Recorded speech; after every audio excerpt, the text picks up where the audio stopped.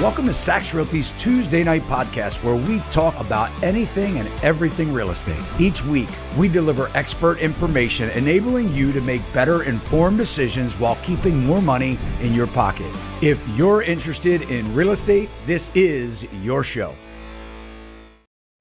Welcome to our Tuesday Night Live, and just going to warn you all right now, this is this show is going to be kind of unadulterated here. Sitting next to one of our agents here, team leader, the Mark A. Ritter. Yes, sir. And associates team here at Sachs Realty. So this is a real honor and a treat tonight. He does have a YouTube channel as well. We put those his channel in the comments section, or the notes in the show notes. And I'm with none other than our Florida Rebel real estate broker, Phil Simonetta. And some people call me up and they want to say his name is Phil Simonetti. Are you going to have that Simonetti guy back on? So welcome, gents.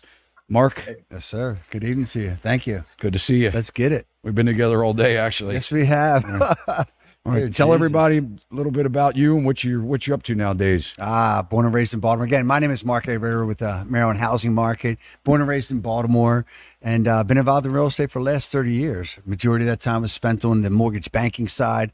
Led my own nationwide mortgage banking firm, title company.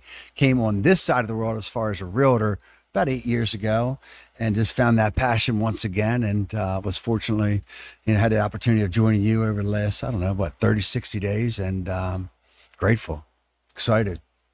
Yeah, you called me because of watching me on YouTube. You're like, who is this guy? Yeah, absolutely. We had our own channel and just looking for ways to go out there on the social media and build that platform, and saw what you were doing. I'm like, right in my own backyard, 5 minutes from my house. And I saw some of the things that you were doing, 150,000 subscribers, 24 million views. And I'm like, what is going on here? Well, we don't have a lot of agents. That's what's going on. That's the good thing. I saw right? that opportunity. I saw that opportunity. We tell most of them no. Yeah. Well, I we saw get calls all the time, but we tell them that it's not a good fit, but we're glad to have you. Phil, man.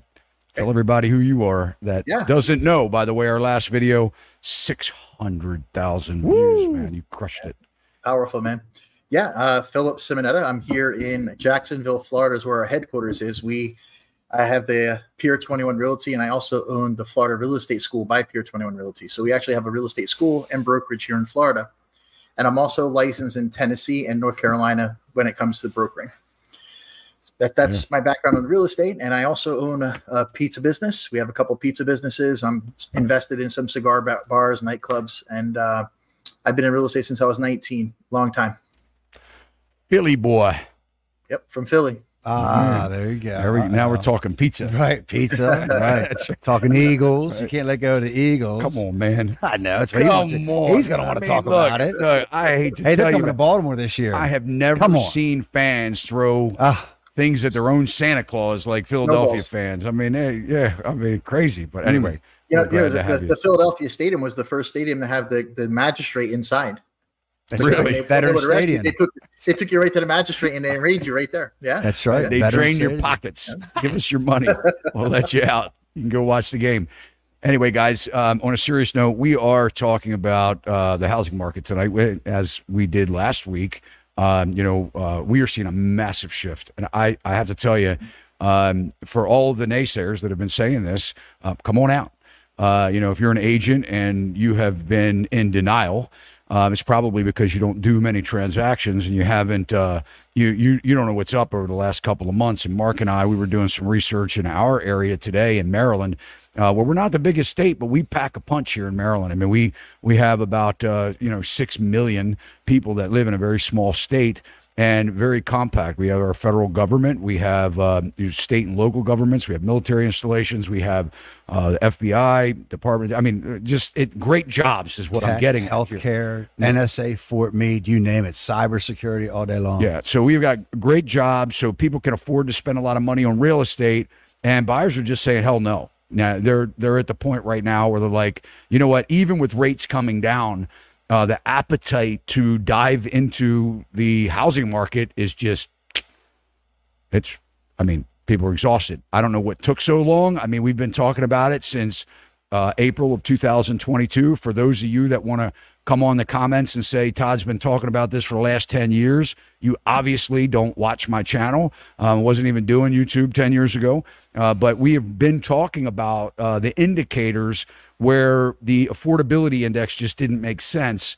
And when we were looking at a pandemic boom era, and you can call it whatever you want, we had an injection of liquidity, and we watched that liquidity inflate just about every financial market in the United States, from our securities market to our housing market to our banking industry, which has been feeling the pain, and now we're in one of the biggest debt bubbles that we've ever been in. And I'm not talking about the federal government deficit. I'm talking about the men and women in this country that are carrying, over $1 trillion collectively in credit card debt. And by the way, if you haven't checked your credit card statement, if you are not paying your credit card every single month, you're paying, up to 34%, 35%, 34.99%, I think is the limit.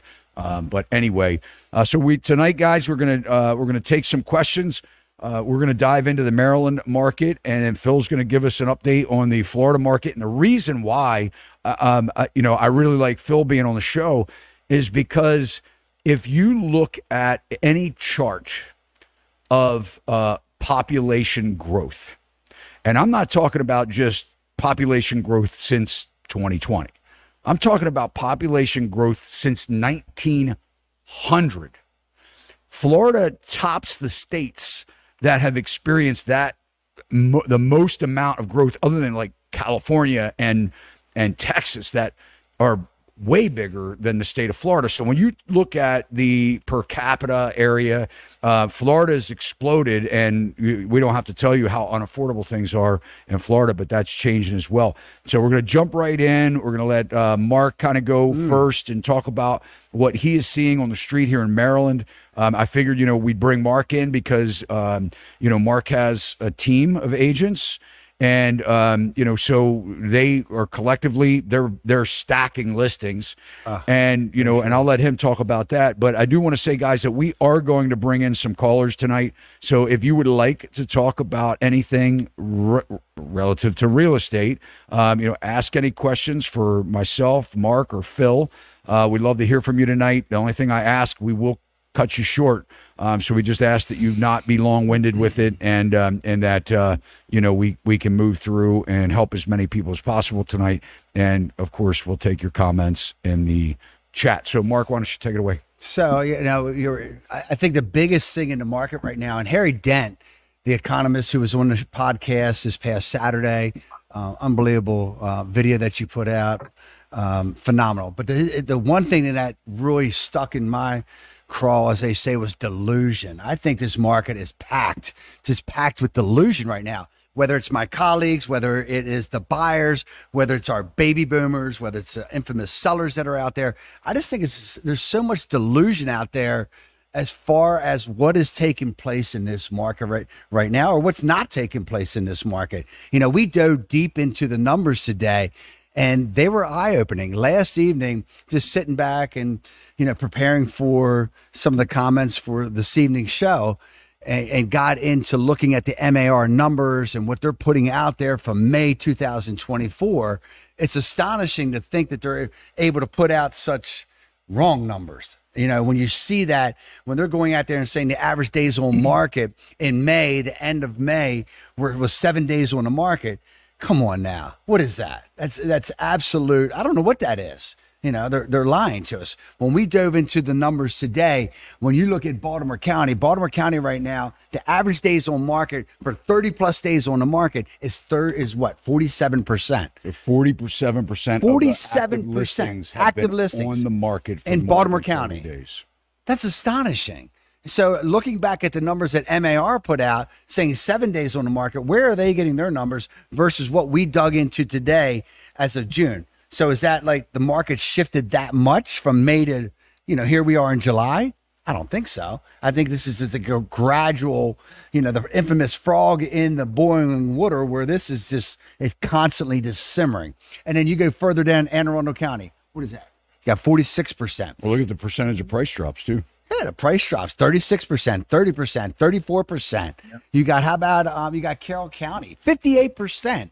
58% of the homes out there in Carroll County right now have actually made a price adjustment.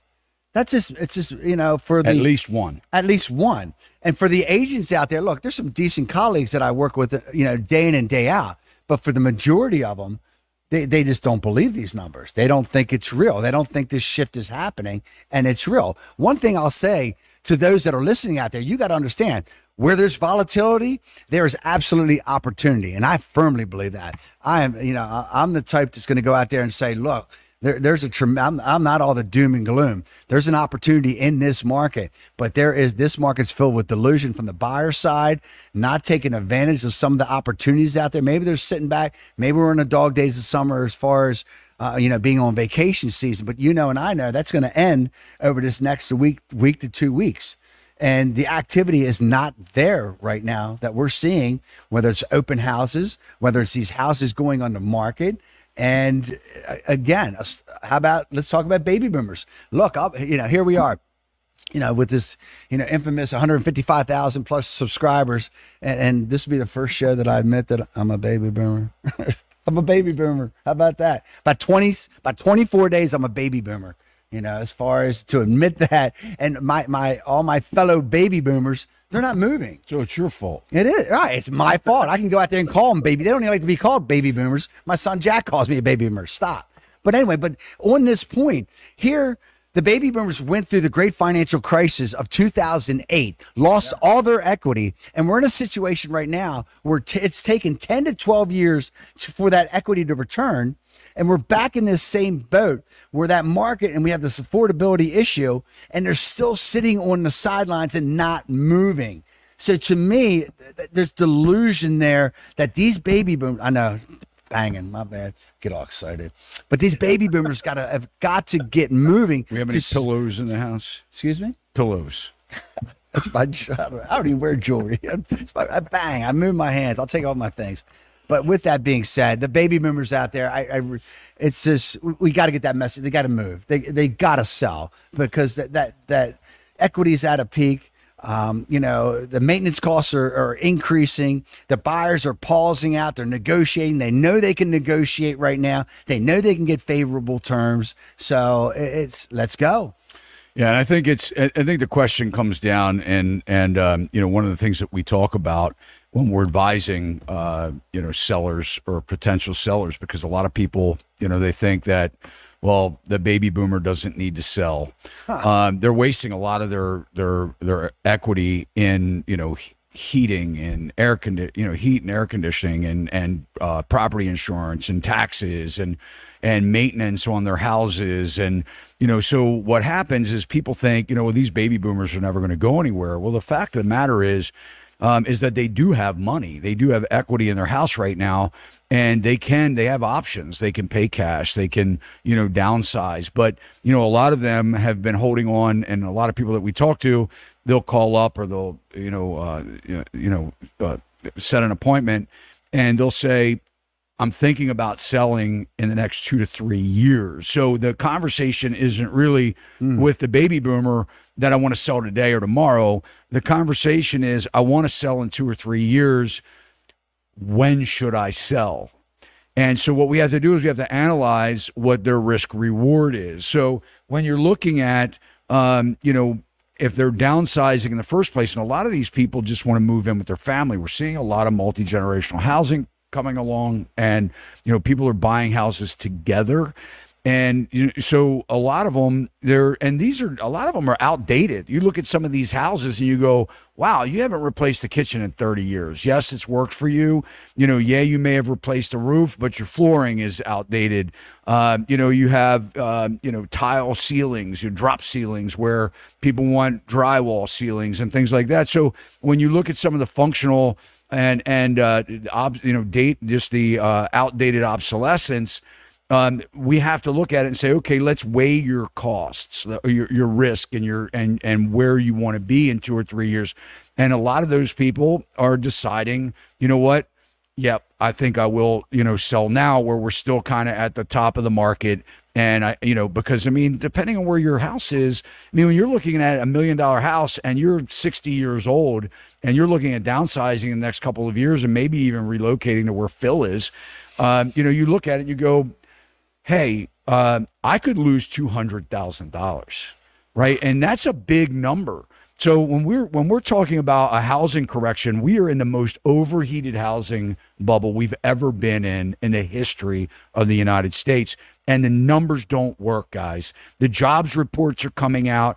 Unemployment with first of all, full-time jobs, and these are from the Bureau of Labor and Statistics, and we've got some great shows coming out. Danielle DiMartino Booth, I interviewed her today. It's coming out on Saturday. David Rosenberg, he's a chief financial, he's an economist, 40 years in the business, has Rosenberg Research. When we're analyzing data and we're looking at the data, you have to dive into the truth and the facts. And the average full-time employee right now nationwide works 34.2 hours a week. That's almost 1 day shy. In Maryland, we call a 40-hour work week a full-time job. So when you're looking at how the government classifies a full-time job, 34 hours, you're good. It's full time, right? And that's not enough. People aren't making it on that. And despite the jobs that the federal government is pushing out there, adding to the deficit, look, we just found out most of the states, they're going to have to cut their budgets by 50% because they're broke, right? So what's going to happen is we're going to see the government jobs now take a hit. Google it. This is just recently announced. All the numbers are government jobs, all the numbers they have. But here's the thing. If you look very carefully, we have a net decline in full-time jobs in America despite the government's attempt to pump up the jobs market with their posting. So anyway, Phil, kind of give us an update on what's happening in your town. I'll give you a snapshot. If you guys, Joe, if you could put up the chart I gave you on the MLS numbers for the last 7 days. Now, publicly, the public gets last month's numbers. These are the last 7 days. So public won't get these for a month and a half. But this is what's happening. This is the largest MLS in Florida. It's stellar. So it goes, I use this as a sample because it goes from Daytona Beach over to Tampa. So from east to west coast, down to Cape Coral, and then back over to Port St. Lucie, like St. Lucie County. So it's that whole center section of Florida. Doesn't count Miami, Fort Lauderdale, Broward down south. That's a separate one. But this is a general understanding. And their percentages are the same. The numbers are lower, but the percentages are the same. So if you look at this, in the last 7 days, okay, there were 11,713 new listings that hit the market. Okay, price decreases, 14,895. Now, back on the market, that means they were under contract and either they fell out because of an inspection or a deal went bad. 2,706. Now, let's look at expired, temporary off the market, withdrawn, and canceled. Okay, if you look at that, you got 1,800, another 17. That's what, 34, 30, 3,600. And another one, so what, 4,000 more, 5,000 more. They're going to most likely, most of them go back on. So if you take those numbers, the 2,700, the 5,000, that's 7,700 more. You're at almost 20,000 new listings in 7 days that went on the market. And then you see 7,000 sold. So you've got a 13, let's just say $11,000 listing deficit of what's coming on than what's going off. And that's just the last 7 days. This has been happening in the last 2 months, constantly, every week in these numbers. And what you're having is, what I'm seeing, a lot of investors are dumping. A lot of single family homes, investors have them. They're scared. My last transactions, many of them, it's investors who either own the house outright, have 50, 60% equity in it. The taxes went up. The people want to pay less rent. The costs are going up. The maintenance, the management fees, everything's going up. And they're getting out. They're cashing out. They're either 1031 exchanging into something else, or they're taking the cash out, paying the taxes gladly and holding on to the money because everything's coming down and they know they can buy in then. And that's what we're running into. Now, just traditional buyers, first-time buyers, people upgrading, it's dead. There's nothing. All the listings on the market, the houses are beat up. I go in there, people are sleeping on mattresses on the floor. You know, they're not even living an average life. I can tell you listing after listing after listing. So what the public sees and what is really happening is two different things. And like you said, a lot of the agents, they don't understand it themselves. I mean, they're having a hard time writing a contract and checking the right boxes. You know, a lot of that is the problem. And, you know, I see houses coming on the market just now. Just today, I looked at one over in Pine Island. I mean, it's a 3-bedroom, 2-bathroom house. They're listing at 1.3 million. They bought it for 1.1 back in, I think, 22. The house is worth maybe at the top. $900,000. It's worth $900,000.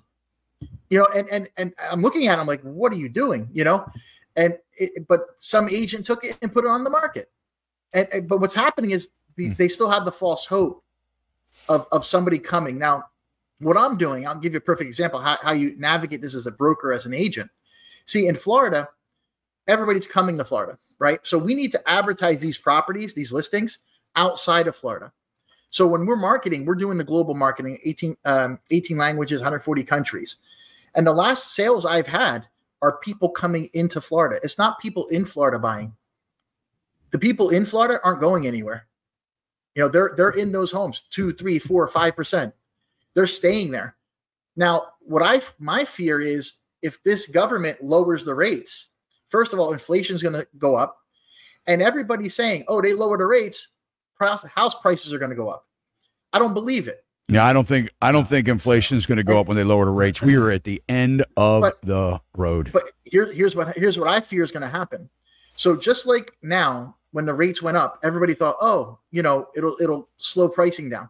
It didn't, because all the people with the lower rates held on. They're not going anywhere. So there's not enough inventory. But I fear if they bring those rates back down, they're going to start cashing out. And what's going to happen is it's going to flood the inventory, and it's going to bring the prices down even harder. Yeah. So, and you're right. So here is, if you look at the data, go back to the Great Depression, the housing market, we've only seen prices go up in, you know, home sales, right? Real estate, not commercial property so much, because there's a hard cycle in commercial real estate, and you get a lot of physical obsolescence with commercial. I mean, look, these old office buildings that are standing for 70, 80, 100 years, they are so expensive. They need to be torn down, right? I mean, just to update infrastructure to bring them to like a Class A building, you know, it would cost too much money, right? And so forget that aspect of it. And by the way, that's where we're going to see a huge bath. And that's 70%. That commercial real estate is 70% of a bank's balance sheets on average, especially, you know, our regional banks. But I'm talking about residential home sales. We have never seen a phenomenon of investors pour into the market like we have in the last decade, the last 15 years. It was accelerated during the 2020 on. We have more Instagrammers and TikTokers and more people selling, you know, real estate, you know, investing programs than we ever have. It has been glamorized. It has been, you know, institutionalized. I see wholesalers. You got these wholesalers with these contracts. They're buying it for like 180 grand, and they're trying to sell it for 185 grand. The assignments. It's going on. It's worse than that. It's worse. They're not asking 5,000. They want 50,000. But besides that, okay, so if we look at the global financial crisis, the housing market crash, which was the first housing crash of its time in a lifetime, right? I mean, that and everyone's in denial. Barbara Corcoran's in denial. Dave Ramsey's in denial. I mean, you hear all these real estate experts are in denial, saying that we will never experience this ever again. Here's the problem. The problem is, if we look at from 1997 to you know, to really 2005, 2006, we saw appreciation in housing like we'd never seen before. Well, what happened is we had the stock market crash. That fueled the real estate market, because they said, you know what? I'm losing money on my stock portfolio. I'm panicking. A lot of these baby boomers, this was baby boomers that were panicking, right? Back then, they had a lot of wealth, and the stock market, they said, oh my gosh, I'm watching my retirement getting ready to be completely wiped out. The stock market's crashing. They sold short. Right? Then they poured their money into what they thought was the safest bet ever, and that was the real estate market. Okay? So that crashed, and they got a double whammy, right? We saw it wasn't only them, it was foreign investors too. But I'm just talking about, you know, what happened to our housing market, okay? Now, let's look at it now. We're at an all-time high. We have earnings trading higher than they ever have in the stock market, right? Everybody's saying, most people, financial analysts are saying it's bubble activity. You have a few stocks pulling the whole market. And when that goes, people aren't going to invest in real estate because they remember what happened. Yeah. So now we've got a double whammy, right? So the real estate market's going to crash after the stock market crashes. We're seeing it adjust right now. We're seeing a correction on the real estate side. And now there's not going to be anything to prop it up because investors are like, you know, now we watched it crash in 08 and it can crash again. And it can crash 2 times in our lifetime. And this bubble was inflated by the government and the stimulus. The problem you have now with this bubble too, it's not just housing. It's not just banking. It's not just mortgage problems. You have an auto industry problem. You have a interest rate Fed problem. You have a problem with the BRICS nations trying to deface the dollar. You have the petrodollar that went away. There's a lot of problems. It's not just bad mortgages packaged up and sold as a paper. You know, there's so many problems. When you look at one problem, 3 more come up. You look at another problem, there's 5 more that come up. And we're being led by misfits. The people leading us, they're trying to put squares, blocks in holes, in round holes. You know, we're led by misfits. They have no clue what they're doing. The politicians on both sides, it's not one side. They're all just misfits. And the problem we have is they just keep going and they keep printing money and they keep, and they don't care about the people. It's really crazy how things are just pushing forward, you know, politically, financially. We cannot keep up with what we're doing. You got to look at it. I mean, listen, you got Section 8 housing, you got food stamps, you got all these things that are being given to people. And the problem you have is the grocery stores, they're counting on those food stamps. They're already rung into their sales next month because they know as soon as that money gets to those people, it's coming into them. You know, all of those things outside of just real estate affect it.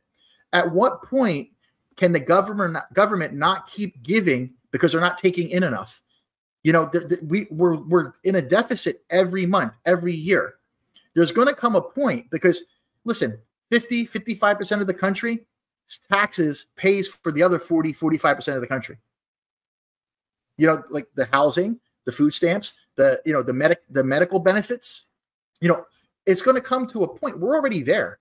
We don't have enough money. We're going negative every time they make a payment. And the people are sick and tired. The people who are paying the taxes had enough. You know, so what's going to happen when we go too far? Because as soon as that BRICS nation, they come in, they're talking about going with the cryptocurrency, backing it with gold. That stuff starts happening. Then, you know, I'm not that diverse in that topic, you know, but that starts happening and these countries stop using the dollar. We're done. Our treasury is going to collapse. Everything's done. And it's going to be monopoly money. And I just don't know what's going to happen and what's going to take these people from doing this to changing, because they just keep progressing the same way. And it's super frustrating. And, you know, I'm tired of it personally. And I'm sure if I'm tired of it and I'm feeling this way, there's got to be millions of people feeling the same way. You know, that's just how I feel about it. Yep. But you're super busy. I'm busy, but here's why. I'm busy. Here's why. I'm busy because I know how to attract people. I know how to find investors who need to get rid of a property. Right. I know how to find a buyer to put them in. Right. I'm busy. 95% of the agents aren't. I see them starving. I know that. I know how to make money. I have a pizza business. I have cigar lounges. I have nightclubs. Listen, people need 3 things. They need somewhere to sleep. They need something to eat. And they need to be entertained. Even during the depression, they need to be entertained. Absolutely. Okay. You give them those 3 things, you always make money and be busy. Yep. No matter what's going on in the world. But you have to, and that's why I have real estate businesses. That's why I teach real estate. That's why I have the pizza businesses. Everybody loves pizza, and cigars, lounges, nightclubs, have a couple drinks. It all works together. I like it. And that's how I lived my whole life since I was a kid. So you pivot, so right now I'm pivoting. I have a buyer come to me. They come to me. Okay, I'll do an MLS search, show them what's on the market.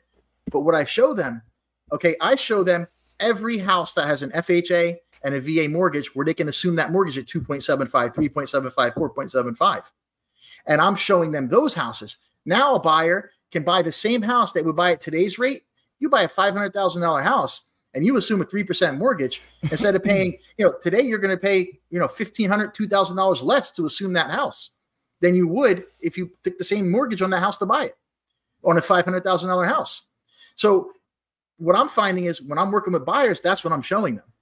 When I'm working with sellers, first thing I ask them, I look at the tax record. I see what their mortgage is. Do they have a VA mortgage? Do they have an FHA mortgage? Am I able to pitch that? I have a listing right now. This is going to blow your mind. I have a client had a listing with a broker. It has a 3.75% VA mortgage. Okay. He canceled his listing with them. They gave him the runaround, all this crazy stuff. He called me. The agent and the broker did not know a VA mortgage is assumable at 3.75%. I swear to God. That's crazy. They're still fighting with him. He had to put a complaint with the board. He had to put a complaint with I told him to put a complaint with the state because it's misrepresentation. And then they're giving a hard time. They're single agents. They're violating the fiduciary duty 3-4 times. And we're getting close now. We're at that point. But they finally withdrew it. But they didn't cancel it yet. So they're giving them a hard time. I put this on the market. I'll sell it in 2 weeks, 3.75%. Oh, absolutely. Let me ask you this question, Phil. Are you still seeing like sellers as far as where they're pricing their homes right now, where they're a little bit delusional to where that post-COVID, where they just think they can put it out there for any number or at the top of the market, as opposed to being, having a strategy as far as to maybe not go to the top of the market, but, bring it down a little bit to create demand? Are you seeing it there in Florida too? The first thing I'm doing with them is explaining them. When I pull my reports, I show them everything that's on the market, pending, withdrawn, canceled, anything that's distressed. And I show them what they're up against. And I say, look, here's the last 6 months, but we can't really go off of this because things are down about, 5-6%. You got to know what's coming towards you. If we go too high, nobody's coming. And I kind of like explain to them what's going on. Now they have a number in mind. They're always high. They're always higher because my neighbor sold his house for this much 8 months ago, or a year ago, So what I do with them is I show them the facts because, listen, I always tell them numbers don't lie, people do. So don't worry about what you're hearing. Let's look at the numbers. I'm on your side. I don't want to sell the house cheaper, or I'd like to get the most money we can for it. That's the goal. But I show them, here's reality. Here's what you want, but here's reality. And I sit down with them and show them. And my strategy with them is, we get it on the market and we'll put it on the market. We'll leave it there for 10 days. Maybe we'll leave it with hey, we'll give you 10 grand towards closing costs. We'll work that in. Then we'll wait 10 days. And then if nothing's happening, not much showings, we'll bring it down a little bit. We'll leave the incentive for the closing costs. Then what we do is we remove the incentive. So we'll bring it down one more time. And then we remove the 10 grand. So that's a slippery slope though, man. But going through the GFC, that's a slippery slope because once there's blood in the street, man, once people get a taste of a price reduction, I believe you get in front of it. You get in front of it. You get in front of the train. You price it right. You price it to get multiple offers. If you're a smart seller agent team, you're gonna hit the market and you're not gonna have to do a price reduction. I think it's catastrophic. You're misunderstanding what I'm saying. I'm pricing it correctly in the beginning with a little bit of a contribution. I'm not going the price they want. Why are you reducing the price if you're pricing it right? Because if you're not getting any showings or anything in 10 days, then it wasn't priced right. Well, I don't know, man. That's not true. Not in this market. Not where we are now. It is true. The buyers dictate the market. They buy with their feet. That price is everything. And you can do all the marketing that you want to do. If the buyer doesn't see the value, you're not getting the price. So I think that, the key is, and I learned this as a real estate investor selling back in the GFC. And believe me, I mean, no one saw it coming, okay? If for you naysayers, first of all, that want to listen to whatever and comment what you want, all right, I lived through it. Yeah. Okay. There was no indication. Okay. Ben Bernanke was saying that the housing market was strong. We would never see it collapse, right? We weren't selling at the multiples that we are now, folks. Homes were still affordable. Yeah, the prices were up, but it was still a median salaried buyer, whether it's a single or a dual income buyer that was looking at a house, they could find a medium priced house that they could afford. All right. But you had inventory, right? You had inventory. Well, we were selling inventory just as fast as it was going. It was firecracker hot. Let me tell you something. I had agents negotiating on hoods on their cars. Back then, it was no different. This isn't like a surprise. Hold on. Let me finish. Sure. All right. Here's the thing. What happens is you have trends. You got an uptrend and you got a downtrend. And this is a trend that you're not going to stop. These are cycles. Yeah, sure. All right. You get booms, you get bust. Hello, look back in history. If you think that the sky isn't going to fall and we're going to continue, you're delusional. All right. So let's take it this way. I don't have to draw a map to show you this. Right. If the prices are going up and you're a buyer, you're going to try and get in front of it. Correct. Because you want to pay a little bit more today because you know in a month from now it may go higher. So you want to offer the seller more money today in an upward trend. Yeah. Yeah. Right? Yeah. In a downward trend, you want to offer less money than what it should be selling for. So you got to get in front of it. You got to jump months ahead in your pricing analysis, and you got to beat the buyer to it. When the buyer sees that price, they'll bid it up to where the market dictates. Yeah, they'll come back up. Yeah, sure. They will come back up. Yeah. It's I don't agree with this, price it on the edge in a downward spiral. You have to get in front of it, and you let the buyers, then it will energize a frenzy. It's a strategy and it works. No different than multiple offers offering more than list price in an upward trend. It's just all they're doing is getting in front of it. Yeah. So, that's what we have to do. And Phil, I know you're a great broker. I'm not knocking on you, man. But but what I'm saying is the problems I'm running into is the buyers need the assistance. The buyers need the assistance to buy. And not only that, we have the changes coming with the MLS. They'll raise the price. They'll still raise the price. I just had a situation where we got the highest price in the neighborhood, okay? Just a couple months ago. We got the highest price in the neighborhood. The sellers were ecstatic. They couldn't believe that we did it. We priced it right. We priced it lower than we should have. We could have pushed the envelope, but we knew it was softening. We pushed it down. We dropped it down. The buyer came in. They gave us more money than what we wanted, a lot, and they wanted the assistance. So we said, you want the assistance? I'll tell you how you get it. You build it. We're going back up. Right. Yeah. So help me out real quick. So if a house is, a value is at $350,000 in this market right now where it's trending down, we know it's going down, no doubt. So if the house is no doubt a $350,000 house, you got an appraiser's opinion, you're rock solid at that $350,000. So my strategy, or you tell me different, if the seller agrees or the seller is in cahoots as far as working that, would you go at $340,000, $344,000? What did I just write down? What did you write down? 340. 340. Exactly. Right. That's what I do. You're going in below the market to let the market demand build it back up. Heck yeah, man. Love that. Heck yeah. I think that's where you got to come in and bid it up. That's and that's why I asked you, Phil, before. And you know what? Sellers are delusional. 365. Because sellers are 360, right? Because you're looking to attract multiple. I'm getting them excited. I'm getting them excited. They're not excited. The buyers aren't excited. They're not excited. They're nervous. That's why. Right. Absolutely. They better see the value. But if, they better see, but they're still exuberant. So they're still exuberant. So if you can get, I'm sorry, buyers, but it's true. Now, look, we shift. I hate to tell you, but we have to serve both buyers and sellers. So if I'm a seller's, if I'm representing a seller, I'm going to do everything I can strategize to get my seller the most amount of money. If I'm representing a buyer, what am I doing? I'm trying to get them the best deal And you know what? And the advantage is that we're dealing with a lot of agents here, folks, that shouldn't be in the business. Yeah, I'm with you on that. They're toxic. 100%. Okay? They're toxic. So when I get, and I'll give you an example. The one I'm talking about, and you know, I'm talking about a situation that comes to mind recently where we listed a house and we had a ton of showings. I mean, it was a revolving door. I couldn't get an offer. I'm like, I don't understand it. You know, we're only a week in. Okay, this is before we start seeing the major, you know, adjustment, and it is there. It's a major adjustment.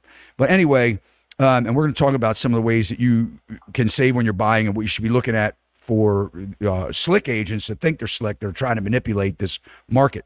But anyway, so we had, I don't know, over the course of 4 days, probably 30 showings.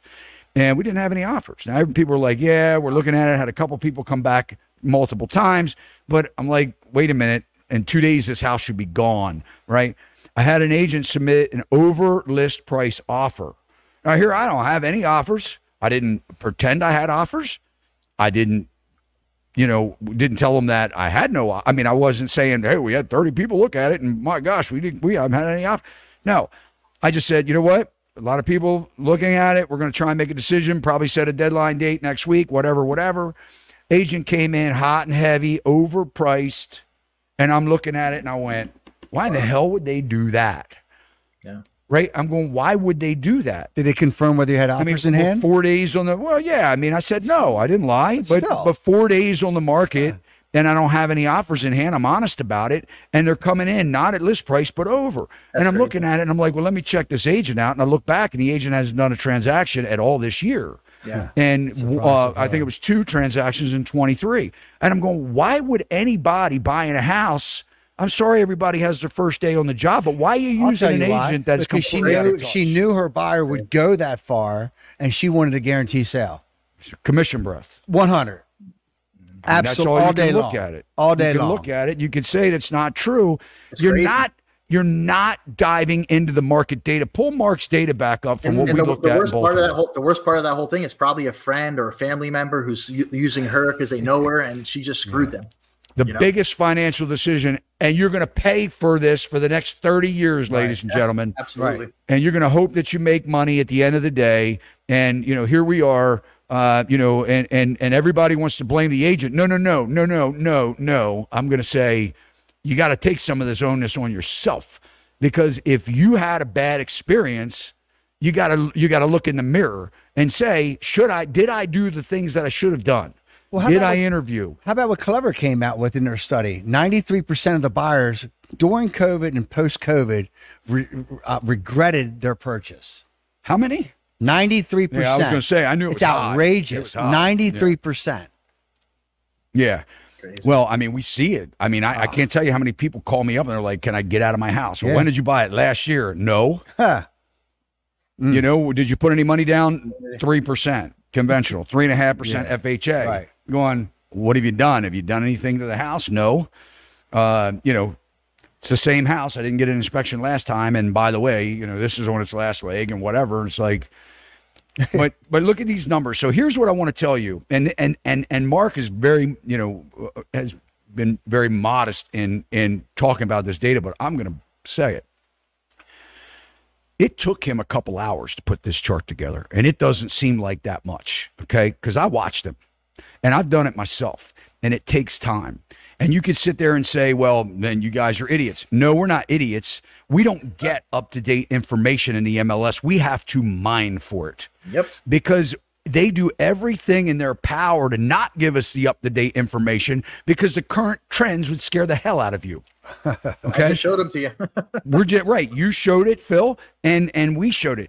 What we do here is when we're putting things together, we're looking at the data that is not being just provided at a click that's a month and a half old. Phil said it. The data changes and the market changes like that. All right. So when we're looking at this data and we're looking in a specific county and we're honing in on a detached single family house and we're looking at days on the market, is your agent providing you data and information to help you price strategy when you're buying or selling? And this is critical, because if you're looking at lagging data you're not getting the current market conditions of the buyers and the sellers and where they are mentally and emotionally. This is eye-opening. It's I mean, you get into correct. we know that knowledge is power, but when you dig into this and dive into this, it gives you confidence. When we get the people that fire off and they say price drops, so houses are only going up right there. Right. 36, 35, 34, 58, 43, 31, 48, 54% of the houses on the market identified here. Single family, 150 to 450,000 guys. It gets worse when you go up in price. This is meat and potatoes here in Maryland. This is affordable housing. This is when you see affordable housing price drops. I'm not talking about a $2 million house that takes a $300,000 haircut. I am talking about affordable, where the biggest pool of buyers are right now, and you're seeing these price reductions. That spells the end of this run. And you just like our title. Sorry, it's too late, sellers. It's the summer. It's the summer. This shouldn't be doing this. Right. You know? You've got vacations. You've got back to school. Yeah. You have holiday season. And the problem that when we've been talking to people and we're saying that this train's coming, right? And everybody wants to turn their back to it and say it's not happening. And you said it, Phil. Investors are throwing in the towel. Absolutely. Yes. Met with one yesterday. Met with one yesterday. Sat down. 4 properties in Baltimore. All the tenants, they pay on time. Everything is good. He's just done. He's just done with it. The maintenance expense, just everything else that goes hand in hand with the investment properties. He's taking his money and he's going to discount them out 20 to 30% in order to move these properties quickly. And the investors are worried what happens when they stop paying. The next problem comes along, they can't get paid. And then they have all the additional costs. Rents are coming down. Rents are coming down big time. I know. 500,000 multi-unit completions this year. Another 500,000, 500,000 units completions within the next year. These developers and builders are slowing down, trying to delay and trying to lag their development process right now. It's happening. You're seeing sites that are not even, right, they're throwing the keys back. Right. You're seeing sites with nobody working. And you're going, well, why aren't they working? Because the developer's slowing it down because they don't want a glut. Now all of a sudden you're going to tell the bank. It's much easier to tell the bank, hey, my contractors are busy. We're waiting on materials. We're waiting on supplies than it is to say, oh, yeah, guys, we got 50% vacancy. And the bank's going, what? Yeah. Yep. We didn't finance this property with 50% vacancy in mind. Absolutely. Let's talk about sellers. Because we've been changing, the way that we tell sellers. I mean, how are you prepping sellers now, Mark? Oh, my Lord. The first thing, we talked about this earlier today, I shared with you. I mean, before I ever sit down with the seller, obviously you're getting the information as far as the house, what they think the value is. And I know, Phil, your sellers down in Florida or wherever they are, their first go-to is going to be Zillow, going to be Redfin, or any of the major marketing platforms that are out there. And a lot of people just don't realize they're marketing platforms. It's what they are. But we'll take that information. And as I mentioned previously, I have relations, my whole background with mortgage banking, I have relations with several different appraisers that I work with to where I'm going in that door from a listing standpoint, and I'm going in loaded with information as far as to say, look, it's not just I'm not that tool realtor out here to give you, my opinion, where the average realtor out there closes 6 to 8 transactions, a year, if that. And then they're coming out there, your sister's cousin's brother, who's now the expert, giving you an opinion on that house as far as that value. That's what we're facing out there. I mean, tell everybody how many transactions you did last year. I mean, not bragging, but just, 86 myself personally, 86. Yeah. Because I'm on the front lines. Yeah. I live on the front lines. That's what I do. To clarify that. Yeah. I'm on the front lines every single day. Do I got dirt on my face? I mean, it's a war out there. I'm on the front lines every single day, grinding it out, working with those sellers. So the sellers out there, that's why I asked Phil before, a lot of the sellers, a lot of people in this market, they don't have any concept as far as what is really taking place in this market. As far as these declining values, declining, as far as activity and how price sensitive the market is. We've been talking about this for some time, that buyers, that this affordability issue was major, that these buyers were I called it a methodic approach in their approach to buying a house. And you're seeing that even more so. We have rates at 6 7/8, 6.5. You got some 6 1/4s out there right now. Yeah. And these buyers are still plodding along, looking at not just at one house and reacting where they did before. They're looking at multiple houses to see if that house, if that list price resonates with the value of that house, with the quality of that house. So the sellers out there, they still believe in that post-COVID, put anything on the market and just it will sell. Well, guess what? I'm stacking wood right now. What that means is I'm stacking listings because I know this market is shifting. I know this market and these sellers will have that come to Jesus moment per se and realize that they just can't put any old price out there. So that's why I'm going in with that information. And of course, we defer to our sellers and they're making that ultimate decision because it is their investment. But I'm calibrating my approach also and going into this mining of this data to where it is eye-opening as far as the price reductions within 30 days. It's eye-opening to the length of time on the market being greater than 30 days. How much, it was surprising going change. It's unbelievable. Howard County, it features Columbia, which is the #1 place to live in Maryland, number 13 in all of America. They only have 80 listings out there. That just says everything about Howard County, being that it's diverse, being that the schools, the education, the opportunities from an employment standpoint.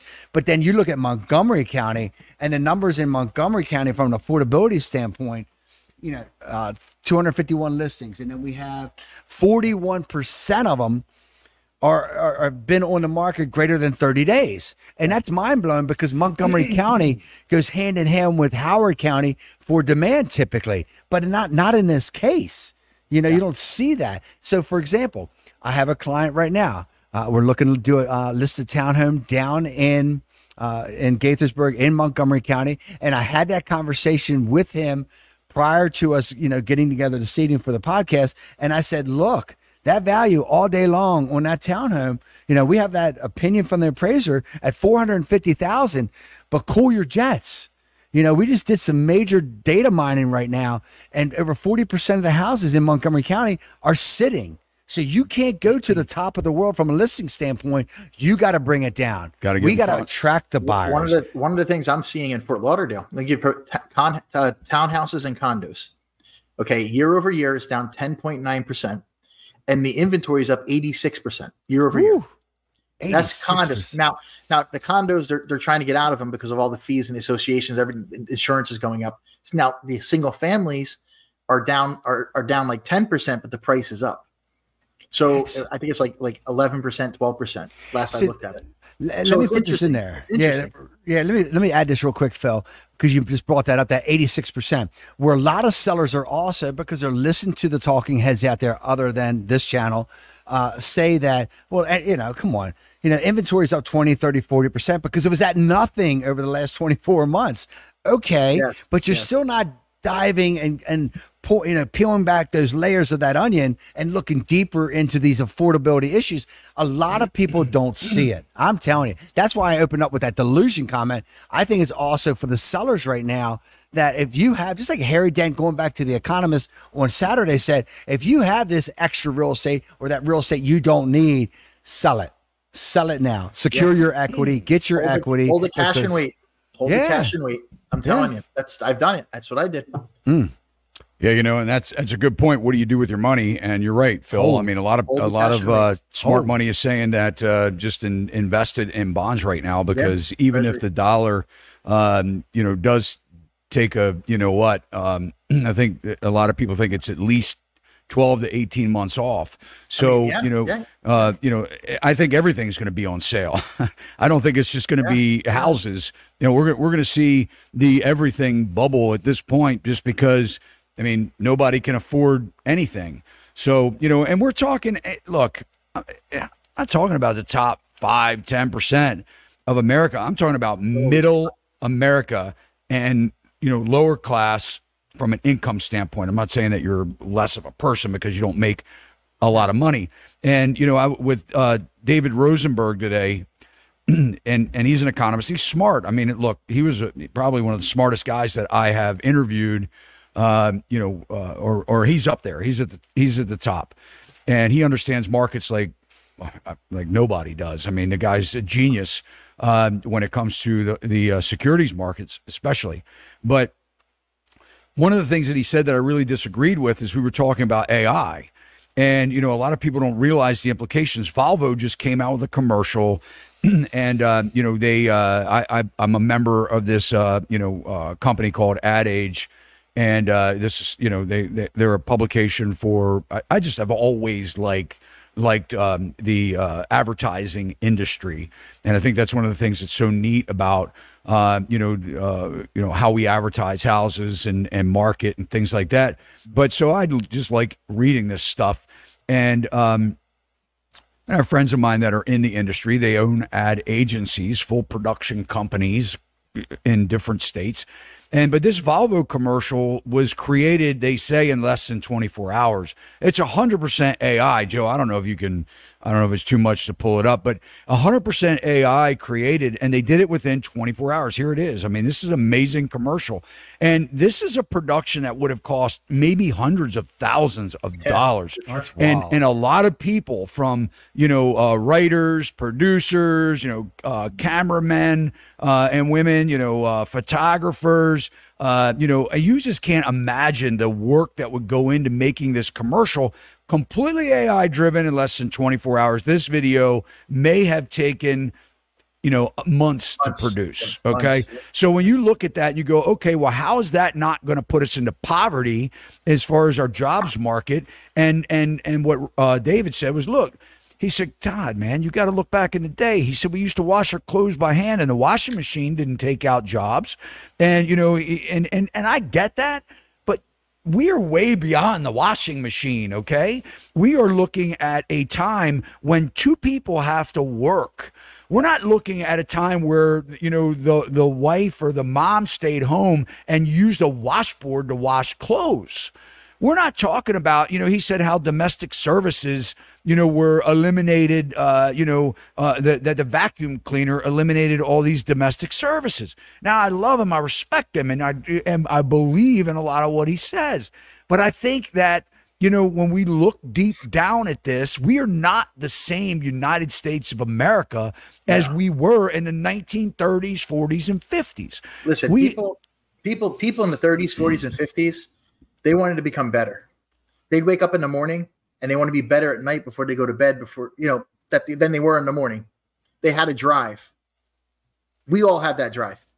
The problem is the people here today, the generations today, not to knock them, they just weren't taught. And We've suppressed them. We suppressed them, actually. We suppressed them. But they don't have that. They're existing. They're okay with getting up, doing whatever they're going to do. And a lot of that's our fault. I agree. Well, a lot of that is our fault. I'm not saying you specifically, but the society in person, the society in general. Look, when you baby your kids to the point that you don't want them to suffer like you did, the very reason that helped you propel and accumulate and accelerate, and but I said to David, and you're right on, okay? Yeah. But I said to David today, I said, Dave, and we were kind of on topic, off topic, on record, off record, and I said to him, I said, Dave, what advice do you have for these kids? And he had great advice. You know what he said? He said, go to work. Absolutely. He said, go to work. He said, in order to correct the problems that we have in this country is we need to reduce entitlements and we need to encourage and promote free market, self-employment. But not apologize for the effort, what it takes. Yes. We apologize often for what it takes to get where you got to go. Like talking to Phil, he's got pizza shops, he got cigar. I would love to know. I'm going to tell you, I'm going to share something with you guys. How much you dug to get where you are. You dug and you dug and you dug and you dug. I'm going to tell you, I'm going to take a minute and tell you right now. I'll tell you how I did it. I was 12 years old. I had 3 brothers, 9, 6, and 3. My father walked out, left. That minute, I realized what I had to do. From that second in my life, I didn't have anything. We grew up with nothing. My mom could barely make it. She worked 2 jobs, and I actually worked to give my mom money. I lost a baseball scholarship because I had to work my senior year to give her money to help her pay the bills. So, I had to pay for college. I learned what $1 was worth. I worked 2 jobs in the summer. I used to work overnight in the summer. I'd work at Binney and Smith. That's who makes the crowns and the silly putty. I used to make silly putty and the crowns. And during the day, I'd go bag groceries and be at a grocery store. And that was my summer. And then I hung out with my friends when I could. I'd work overnight, work in the summer, and I just did what I had to do. I had to pay for college. Exactly. I knew what it was. I knew what $1 was worth. To this day, I wake up every morning like I have 0. And I say, how am I going to make money today to live? I could have millions. I could have everything I have. And I still want to succeed. I still want to grow. I'm teaching my son. I took on all these headaches, a brokerage, a school, all the things I'm doing because I want to teach him. I don't want to do this. I was going to open a beautiful cigar bar, put a glass wall, upraised. I was going to put a desk. I was going to hang my real estate license for my own brokerage with me and nobody else. And I was going to go to my cigar bar, close all my deals there because you do all the deals with the people in the cigar bar. And that was going to be to retire. That was my life. That's what I was going to do. I was going to travel, do what I wanted to do. I made a decision after he finished college. They mailed him his diploma after he spent $140,000. It was during COVID. He couldn't find a job. He came down, he visited me. He spent a month with me. He's like, Dad, I learned more with you in a month than I learned through the whole time in college. He's like, can I work with you? That moment, he got his real estate license, 2 years, got his broker license, then he got his instructor license. In that time, I decided to open the brokerage, open the school. I did all that in that time because I want him to be able to succeed. And I beat him up, man. I put so much pressure on him. And I probably shouldn't, but I put pressure on him because you know why? I don't want him to feel the pressure I felt when my father was gone and all that shit was going on. But I want him to feel the pressure enough because when I'm gone and I'm dead, he can handle it. And that's the challenge. I'm hard on him because of that. You lead by example. And I don't think there's much of that in the world today. And Phil, but here's the deal. I mean, think of our industry alone. How many times have you heard somebody on Instagram or TikTok say, make money doing nothing? There is no making money doing nothing, pal. All right. There is no such thing. Landlording is one of the toughest businesses out there if you do it where you're not a slumlord and where you actually, provide a decent, environment for people to live at an affordable price. It's admirable. It used to be, it used to be, where you're helping people. Instead, now we're taking the housing industry, a roof over our head, and we're monetizing it and pushing it out. And I say that as a real estate investor, but you never heard me go on touting about, the cars that I'm driving on all the money, making $50,000 a month without working. That's crazy bullshit. Okay. No, I worked my tail off, right? I worked on the properties. I did the work myself. It was my job. It was my business. So, I mean, when you look at it, you go, okay, stop glamorizing this. Let's get down to facts here and start telling the truth. But they cheapened everything. They cheapened everything, man. Everything. And it's just a different world today. And you have to bring people back and teach them. That's one of the reasons I did the school. What I'm doing now, this next class in September, I'm giving a discount. I'm bringing people in and I'm telling them, look, I'll teach you to get your license. And then, hey, come work with me. I'll teach you the apprenticeship and I'll teach you how to make money. And I'm having a challenge doing that. Like, good luck, dude. I wish to God somebody said, hey, Phil, when I was 17, 18, 22, 23, 24 years old and said, hey, Phil, come here, come do this. I'll show you how to do this. And I'll teach you how to make money. You just got to do the work. Can't teach you know what we have to do? You can't teach them. You know what we have to do? We got to let them feel the consequences of their actions. Feel the failure. I tell you, my grandfather, and I haven't said this. Maybe I've said this on my podcast once or twice, but growing up, I lived in a multi-generational house. Mom and dad split up. I don't usually talk about personal stuff online, but it happened. I was a kid, and my mom moved back in with her parents, and my grandfather had worked. He was retired, and he had to go back to work because there was a baby in the house, and and my father's passed, God, rest in peace. But what I was getting at is this man was my grandfather was probably the biggest influence in my life. And one of the most important things that I ever heard him say, and we don't live by this today, and this is a shame. He said, "Be fast to say no." Yeah. And quick to say, fast to say no and slow to say yes. Yeah. And he said, because when you tell somebody yes, it's your word, and you do not renege on your word. Yep. And I remember him saying that. And he said, say maybe. Say maybe. Don't say it's yes, possible. Yep. I'll let you know. But, what he identified with me in a very early age was that you're quick to say yes. And then when it comes to, and I'll give you an example. It could be, and it probably was something like this, telling my grandmother that I would help her on a Saturday morning or something. And, and it wasn't that he would, yank me and beat me. And though he definitely knew how to put the fear of God in me. And I loved him for it. But I remember specifically him saying to me, look, you don't say yes and not do it because people depend on you. And, and I had a client of mine, and I'm not trying to pat myself on the back. I hope you understand that.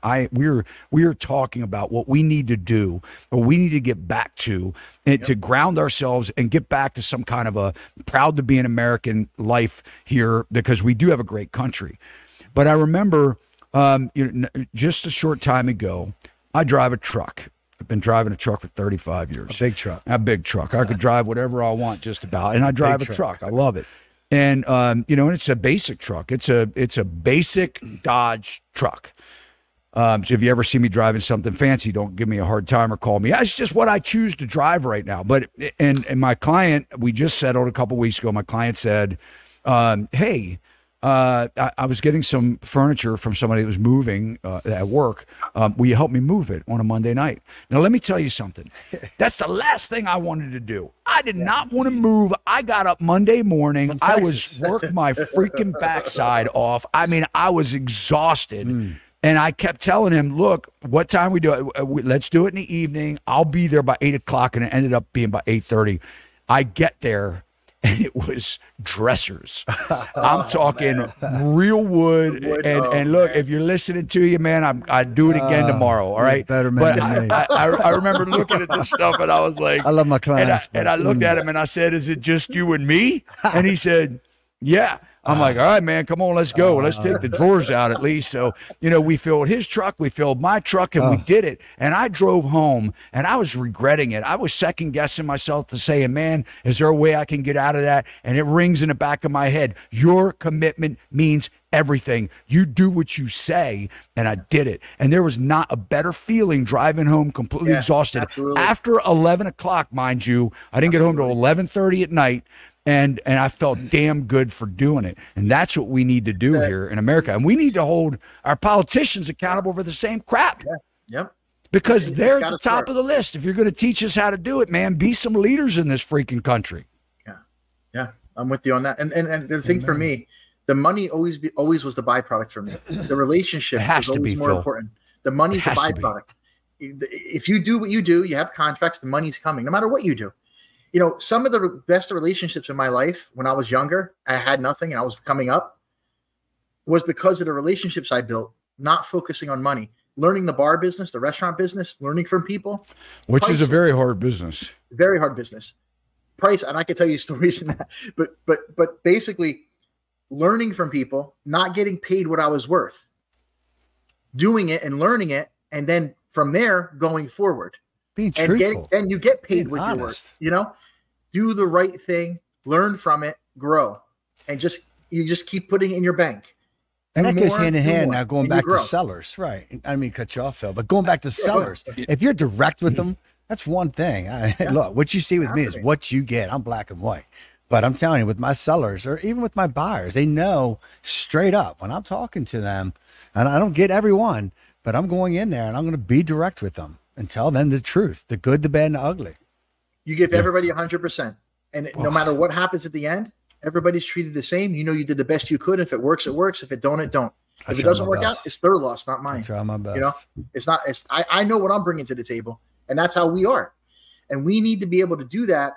We need to be able to somehow mentor and teach other people to do that. These kids today don't have that. I don't think it's that they don't want it.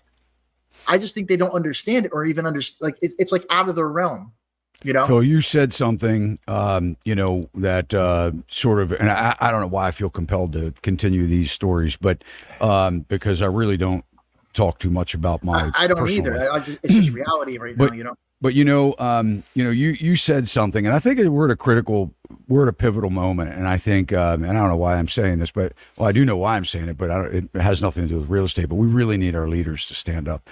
You know, we need our, and you know, we need leadership in this country, and we need it down in the neighborhood level. Yep. I think that, you know, we really need a call to action on the men and women to stand up for what they, you know, believe in and to help people. And we need to get back to the fact that people are people.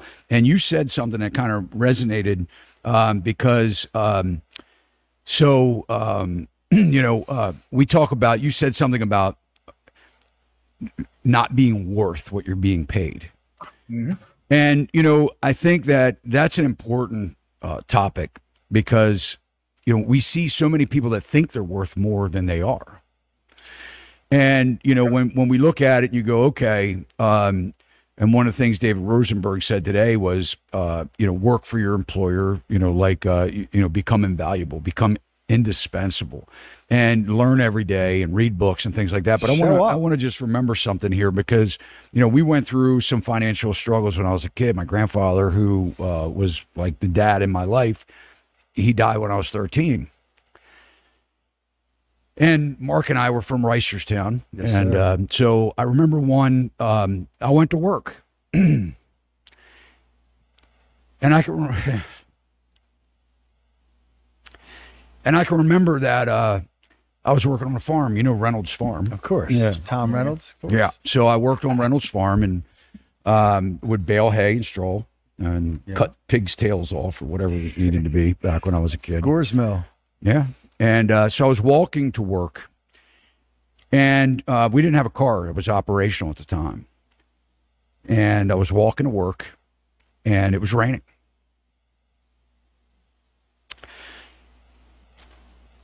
I didn't think about the rain. I didn't think about not having a car. I was going to work. Yeah. And I remember at the time, a friend, and I remember it's like it's yesterday. And I remember at the time, this car passes me and the horn honks, and my friend waved out the window. And it was harder than I thought it would be talking about it. But anyway, wave out the window, and it was a friend of mine and his mom. They didn't stop and pick me up. And I wasn't upset at that. In fact, the thought didn't even cross my mind. But I said, I'm going to have a car one day. Mm-hmm. And I had a whole lot of trucks in my career. And I went through a time and a period where I would never be stranded. Because I built a business that if I broke down on the side of the road, somebody would be there within 15 minutes to pick me up. And we'd have dealt with the truck later or the car later. But the point is that, you know, again, this is very uncharacteristic of me to talk about this, but I feel that we are in a place right now where, you know, unity is important, and that we deal with these things head on, and we stop pointing fingers, and we stop blaming people, and we get down to basics of relationships, accountability, and accountability and love. So anyway, I just and also humanity. That, you know, I mean, I can't believe how hard that was. Yeah, I love that. But Todd, it's humanity. Funny thing. Yeah, I'm sorry. I didn't mean to cut you off. Nah, you're good. It's just easy for anybody to see us and out here running and hustling, and like these guys don't have any worries whatsoever in the world. Let me tell you something. I've been high and I've been low, and in the depths of my low, you know, and I will still today, and I know this sounds crazy, but when I get to that end of the loaf of a bread, and I hate the heel. I mean, with all my passion, I hate the heel. But if that heel's there at the end of that loaf, I'm eating it. And you know why? Because there was a time when I walked away from life, that was not the only thing I had to eat, but it was right there that there was nothing else. And that was the piece of bread that I ate. And still to this day, and I will always, going forward, eat that heel of that loaf of bread because it just resonates in my soul that, you know, not everything's guaranteed. And I'm out here like the next guy. And that's why I fight for my clients. And I'm not being salesy, but working with my clients or working with the guys on my team or being, you know, now with Sachs Realty and fighting for it because every single day it's a gift. And I got to go out there every single day and provide for my family because nobody's going to give it to me. And that work ethic and showing up and being grateful and eating that heel of that bread, of which I hate, I still do to that day. And I'll bring it in. And even my guys and the people that I work with on my team, they know that I eat that heel because it's in my soul. It's in the fabric of who I am to be real and not take things for granted. Good and that stuff, you got to get up the same way every single day. When I was 13, I worked on Kickline's farm, picking corn in the morning, going to the stand and selling we went and picked the corn, Moore Township, Pennsylvania.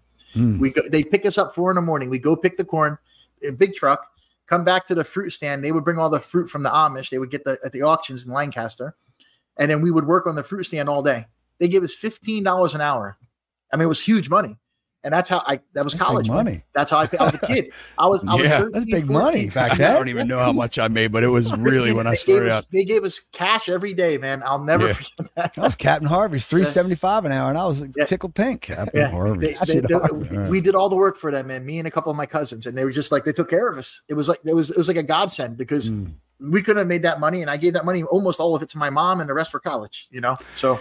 Hey, and man, this is good stuff, man. You guys are just good guys. Guys, we thank you for listening to us. I know this has nothing to do with real estate, but it has everything to do with maybe what we need to be hearing and saying. So thank you guys for stepping up with that. Joe, let's take a look at our poll because I don't want to forget about it. Sometimes I do, but we have a poll out there. I don't know if you have if you voted yet, but if we could pull that up and take a look. So the question was, there we go, 564 votes. Maybe we can get that up, cruise on over and vote because I want to see if the numbers stay the same. But when should you buy a home? And this is the biggest question. And Danielle DiMartino Booth and I today, we were talking about this because she dislikes agents. And I don't, look. I don't blame her. I don't think that she, look, I hope she doesn't dislike me, but, you know, we're talking about, you know, we have in many, many ways, I feel like we haven't really, given people a whole lot of reason. Get better. Yeah, we got to get better. We got to get better. Here's the thing, guys. Here's the thing. There's a difference between agents and professionals. There's a difference, you know, and I got to tell you, I can give you 100 examples of things I deal with every day. There's a difference. What we bring to the table with the average agent, that's why 86% fail. They're in it. They're watching HGTV. They think it's easy. They think they're going to make some money, right? It's not like that. It's a lot of work. It's struggle, and you build relationships. Every client I have becomes a friend. Becomes a trusted friend because I advise them right. I don't bullshit them. I tell them the truth. And these other agents, I see how they talk to people. They don't even show up half the time, you know? And I don't like agents either. Never did. Even when I was in finance, I didn't, you know? And we talked about that before. Remember, like the first video we did, we talked about that. And how you were in your class. Remember you said you were in your class and you're the guy that stood up and said, I'm doing this because I can't trust any agents and I'm a builder, you know? So we talked about that. And it's just like, that was years ago. Yeah. How about that? Yeah. Nothing's changed. I know. Nothing's changed. And this whole thing now, when they all go, I'll be okay with it. But it's like everything else. Well, let's take a look at this poll. So when you should buy a home. Option 1 here is once active days on market exceeds 30 days. And then the next one here at 12% is after 2 price drops. And thirdly, mortgage payment and is less than home rental rates. And then, of course, all the above. So it's kind of, Mark, why don't you share your opinion on these? And guys, maybe you can, if you haven't voted, cruise on over and see. I mean, as far as the active days on market, most buyers are not going to be in touch with that. I mean, some will, some won't. Looking at, what is it, the 2 price drops again. I don't know. You know, one thing, because I have a video coming out on a YouTube channel, I'll plug it, Mortgage, Maryland housing market next week. And it's talking about that clever report, 93% of the buyers out there having regrets over their purchase price. And a lot of it, and one of the main points was that buyers don't take the time to slow down and do their research too. So those first 2 points, I think they're totally missing that. That's not even something that they're engaged in, looking at. I don't even think the agents are talking about that. Although a lot of times when I'm, when I'm working with my buyers, one of the first things that we're looking at walking in that door is how long that house has been on the market, because that is an advantage us if it's been out there more than 15 days, more than 10 days, because that house is not moving. So a lot of buyers aren't in touch with that. What were the other points, your last point, as far as the mortgage payment and also the... Pull that back up, Joe. Yeah, so it's, the big one that seemed the most popular, other than all the above, was when the mortgage payment is less than the rental rate would be on that house. Gotcha. And that's a good metric, I think. I like that metric. I think if we get back to guys, that's what it is. Like we were talking last time, when I did the study, Jacksonville, Miami, Fort Lauderdale, Naples, and the houses were $750 to $1,500 cheaper to rent than buy. When I deal with a client, the first thing I do is that calculation, because the thing is, what if they lose their job and can't pay the mortgage? They got to rent it out, right? They got to rent it out. They got to cover that so their credit doesn't get ruined. They don't lose it. Right? Oh, that's strong. That's the most important thing that you look at when you're showing somebody a house. Like that for 100%. me, right? Because I'm conservative with that. Okay, here you are. Here's what you're spending. God forbid you lose your job tomorrow. What do you do? I like that a lot. Yeah, the price drops are good. Can't do it now. If you bought in the last 4 years, well, yeah, you can't do that. That's exactly. I'm telling you, it's crazy. But and then the other 2 are good. I mean, they're good parameters. But listen, a house can be on the market 5 days. You can get a good deal. I mean, that's not so much. But all of the above. I mean, all of the above for sure. But the most important one to me is that look, something bad happens. You lose a job. You got to pay for your house. How are you going to do it? You got to at least break even. Yeah, that's the most important. So with this, let me say this too: these buyers right now, I mean, going back to sellers are scared. Sellers are, I mean, here they're delusional, but they got a lot of nervous. They're nervous right now. When the buy side, I'm a chameleon, I'm changing to the buy side. The buyers, come on now, get back from vacation, let's go, because these sellers are absolutely negotiating. Closing costs all day long, price decreases all day long. So these buyers, you've been waiting for this buyer's market. Not saying it is, but it sure is coming. Yeah, Joe. Let's take some questions.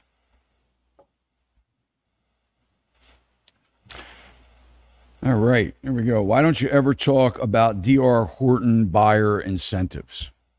Is that from Lisa? Yeah, right. No, it doesn't look like Lisa. It's they do have some strong incentives. Yeah. So I guess 2 things. I don't like to endorse or not endorse home builders. I think that most of the product's junk out there today. I'm not picking on one builder or the other. Somebody that has built houses. I've been going back and forth with the idea of whether I should start building houses again.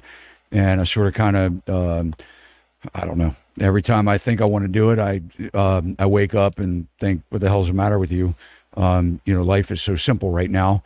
Why do you want to do this? The rest, deal with the contractors and so forth today, because I'm a lot OCD, and I think that there's a correct way of building things, and that's the way you do it. And the products are junk that you buy from the supply houses. I mean, the sheathing, the exterior sheathing, you can God forbid you miss the stud, and it throws the nail completely to the other side and through the other side of the room if it's not depending on how far away the other wall is, and it's crazy. I mean, it's just and you have a hole in the excuse me, in the sheathing. So I think a lot of the products are junk. The workmanship's junk. We're not teaching people how to do it. We have a lot of unskilled labor out there that's putting this crap together. So when I'm walking through this new construction, automatically I got a problem. And, and when you're paying $500,000 for a box of nothing, like a horribly built, home.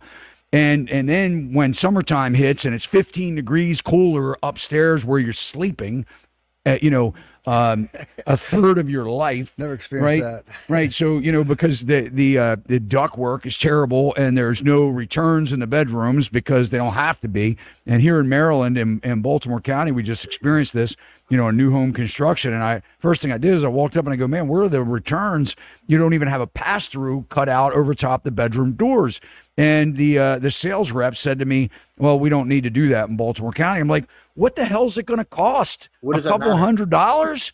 I'm not talking about putting returns in the rooms. Crazy. I'm talking about cutting holes just over top the door and putting two cheap, grates over each side of the room and the drywall so that it sucks the air into, the return. And that's going to be a poor job not having the return. So, I mean, these are the things and people are paying dearly for this product. Okay. Premium. So so let's talk about, D.R. Horton or any other home builder for that matter.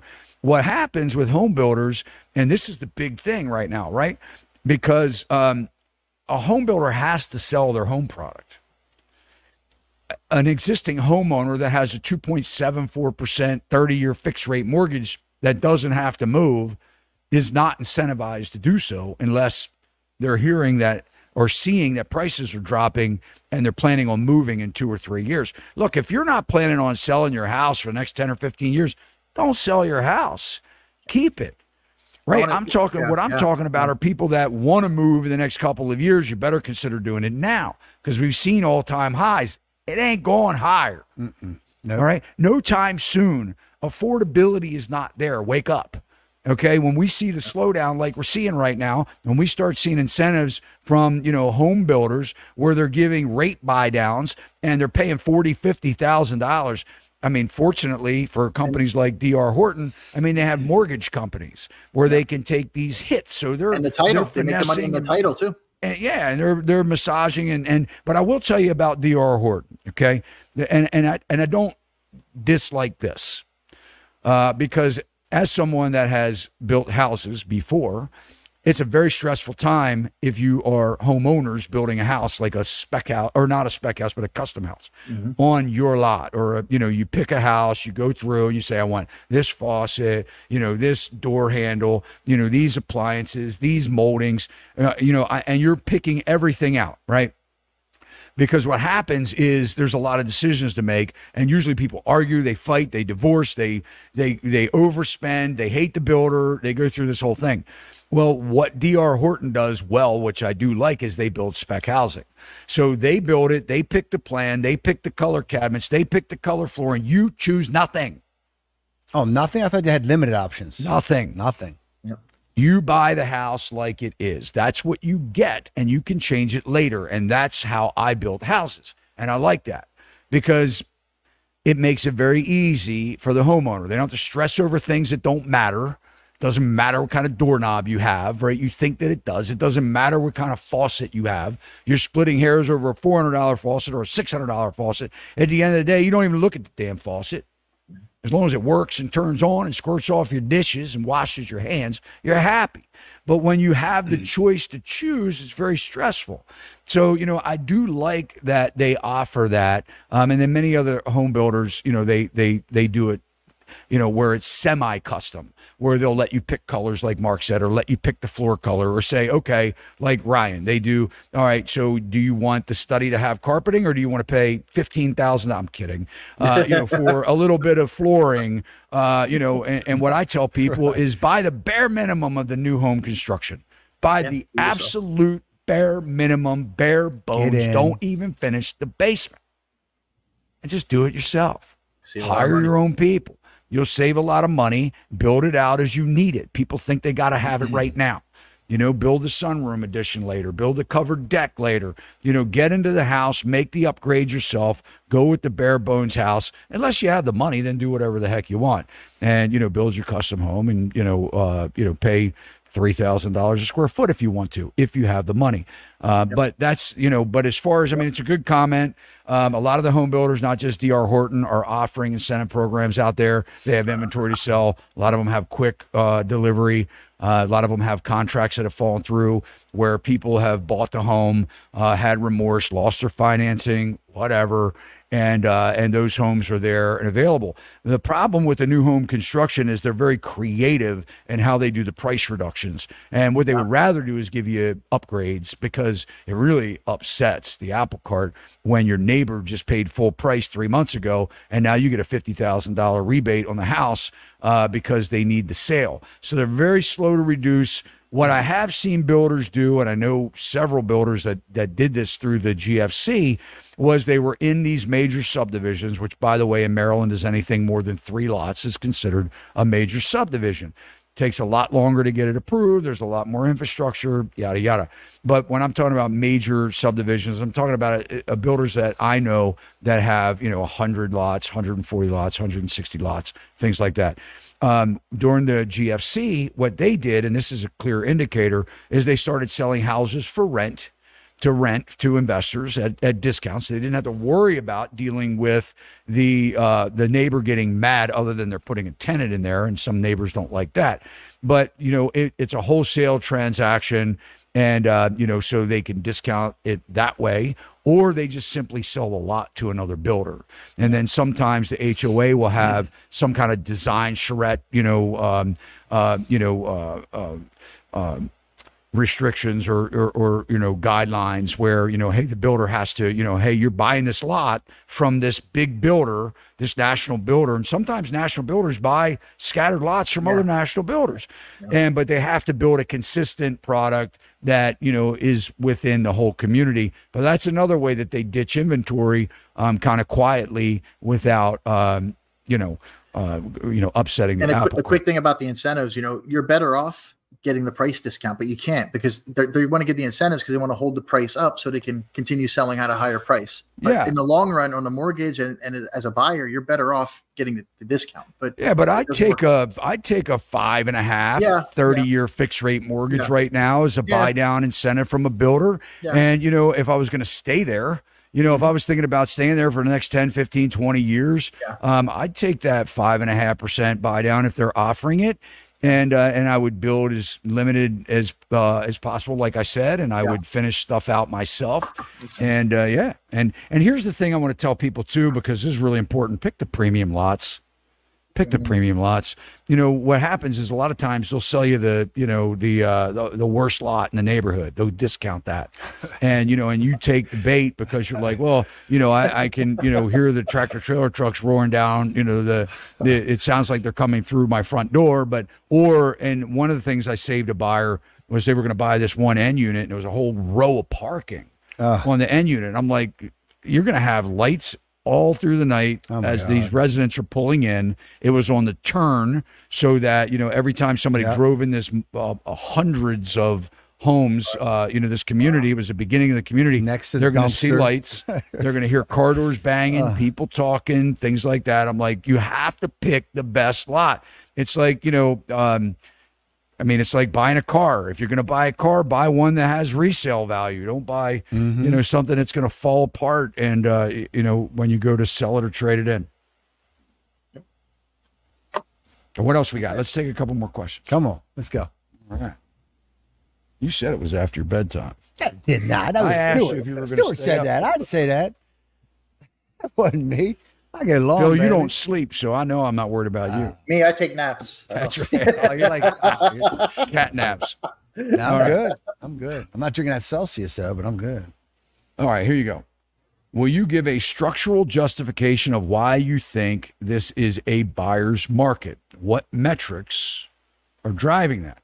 Well, I think, Chris, that we did a very good job of that early on. We can pull the charts up again if you'd like to see that. But, what drives the buyer's market is a rise in inventory and price reductions, and sellers getting desperate to sell their house. This is just the beginning. It is just the beginning. We're not at a supply standpoint where but you it's could coming. say it's. I would agree with that. It's a lot bigger than it was. It's a shift. It's 100%. This is a shift taking place right now. Yep. Yep. So, and again, I mean, some markets would be slower to see than others. But you know, I mean, do the test. Go to I wonder Zillow. what metrics he's asking for. I wonder what metrics he's asking. Like, what's he referring to?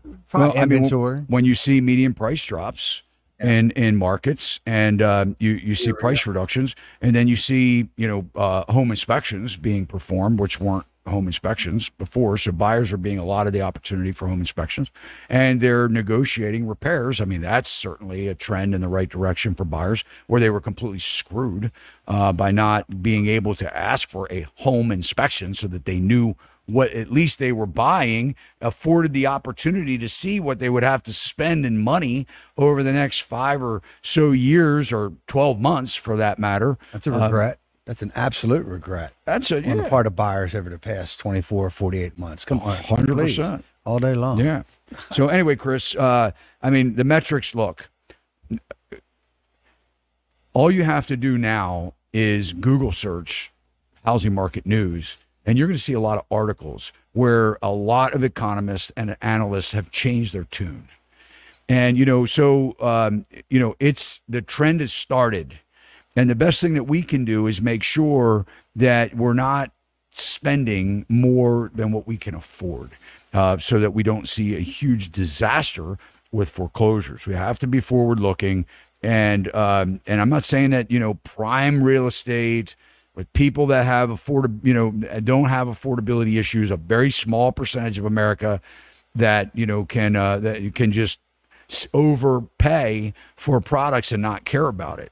You know, there are certain people who are like, I don't care. I want it. It's the view. It's the neighborhood. It's perfect. And I don't care if I'm spending $100,000 more than it's worth. I can afford it and I want it. And you know what? Then have it.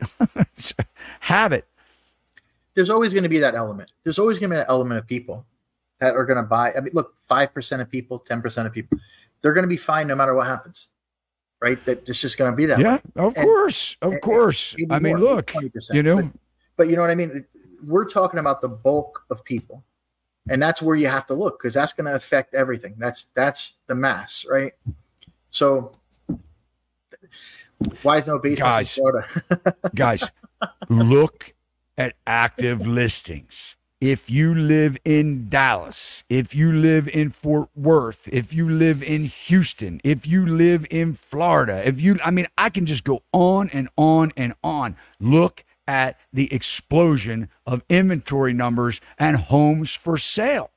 And a lot of these homes are now being priced at pre-22 levels. Yeah.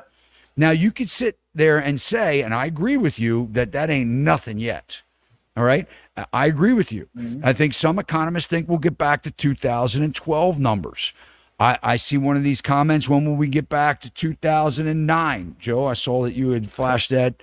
You know, there you go. Do you think, Todd, what do you eventually expect for the housing market to settle down to 2009 pricing? I don't know that it'd get that low.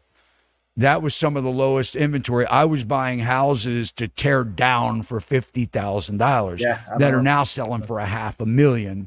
Okay. I don't think that these houses are going to go down, you know, 95%. But let's go back to the other question for Phil, because that was a very interesting question, because a lot of people don't even know what the heck basements are. I mentioned basements. They're like, huh? What's a basement? Basement? Oh, the lower level. Huh? The lower level. Basement? Lower level. Bomb shelter? When you dig down about 3 or 4 feet, you all out shelter. The total square footage.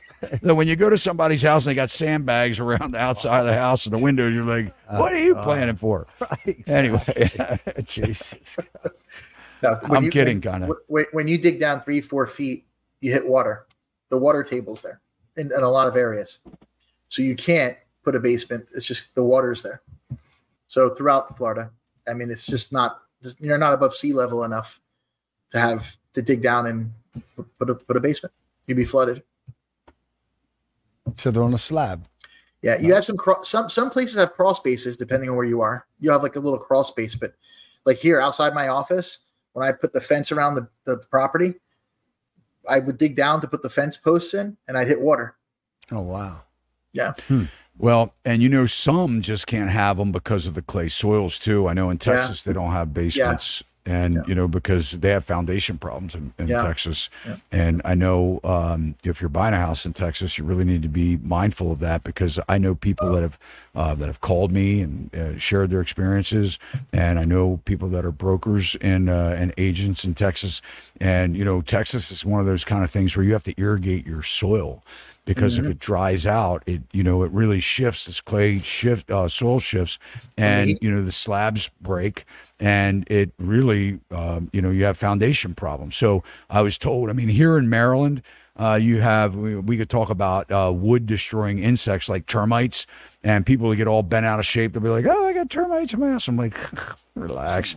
I mean, you have three types of houses. You have houses that have termites, had termites, or will have termites. It's a fact of life. And I don't care if you put mulch around your house or not, like the bug people tell you not to. It's just the way it is. In Texas, in parts of Texas, I don't know if it's the whole state, but there are three kinds of houses. Ones that have foundation problems, ones that had foundation problems, and ones that will have foundation problems. And what they cleverly do a lot of times, that I've even seen pictures of from Texas home buyers, is where they put, they just cover the wall with like some kind of a wall board.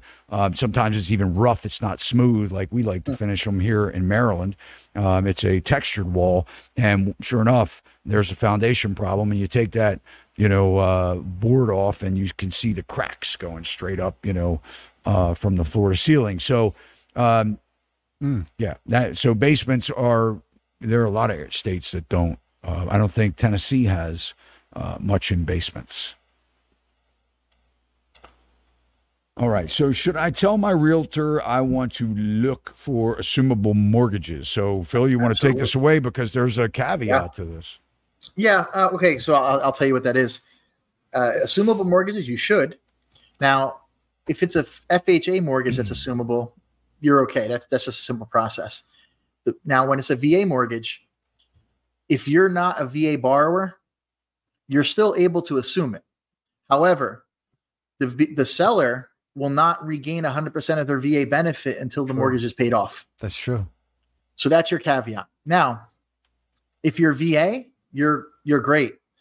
If you're not, you want to look more towards the FHA. Now, you can also look at the ones that are VA, depending if that owner is not buying a new home, right? So maybe they're selling it and not buying another home, or not planning to.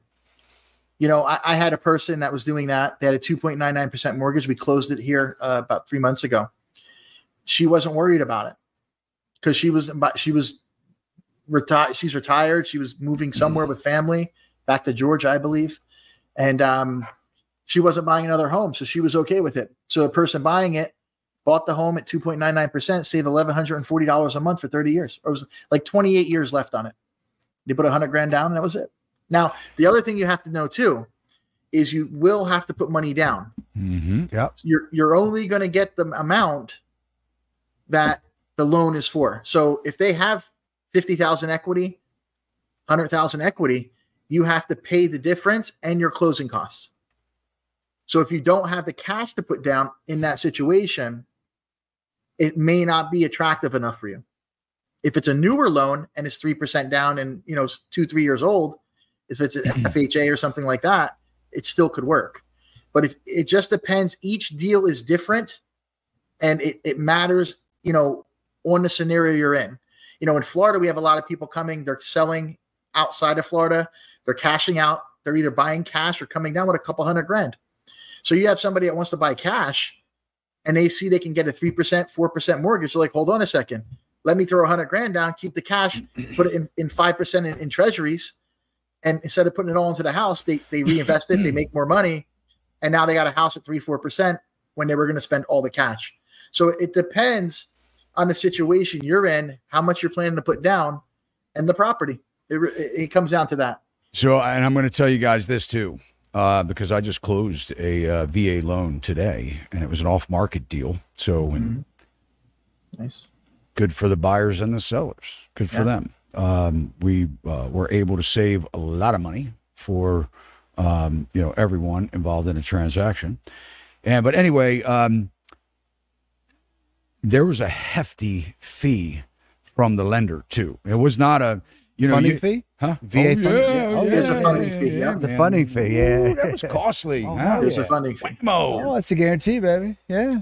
You know what I mean? And here's the other thing is But that you guys the have thing to is, keep, though, you got to think about that, though. There's a big funding fee, but they're saving hundreds of thousands of dollars. if they keep the house If forever. they keep I mean, the you house. got to look at. I mean, you have to look at. Now we're starting to get down into.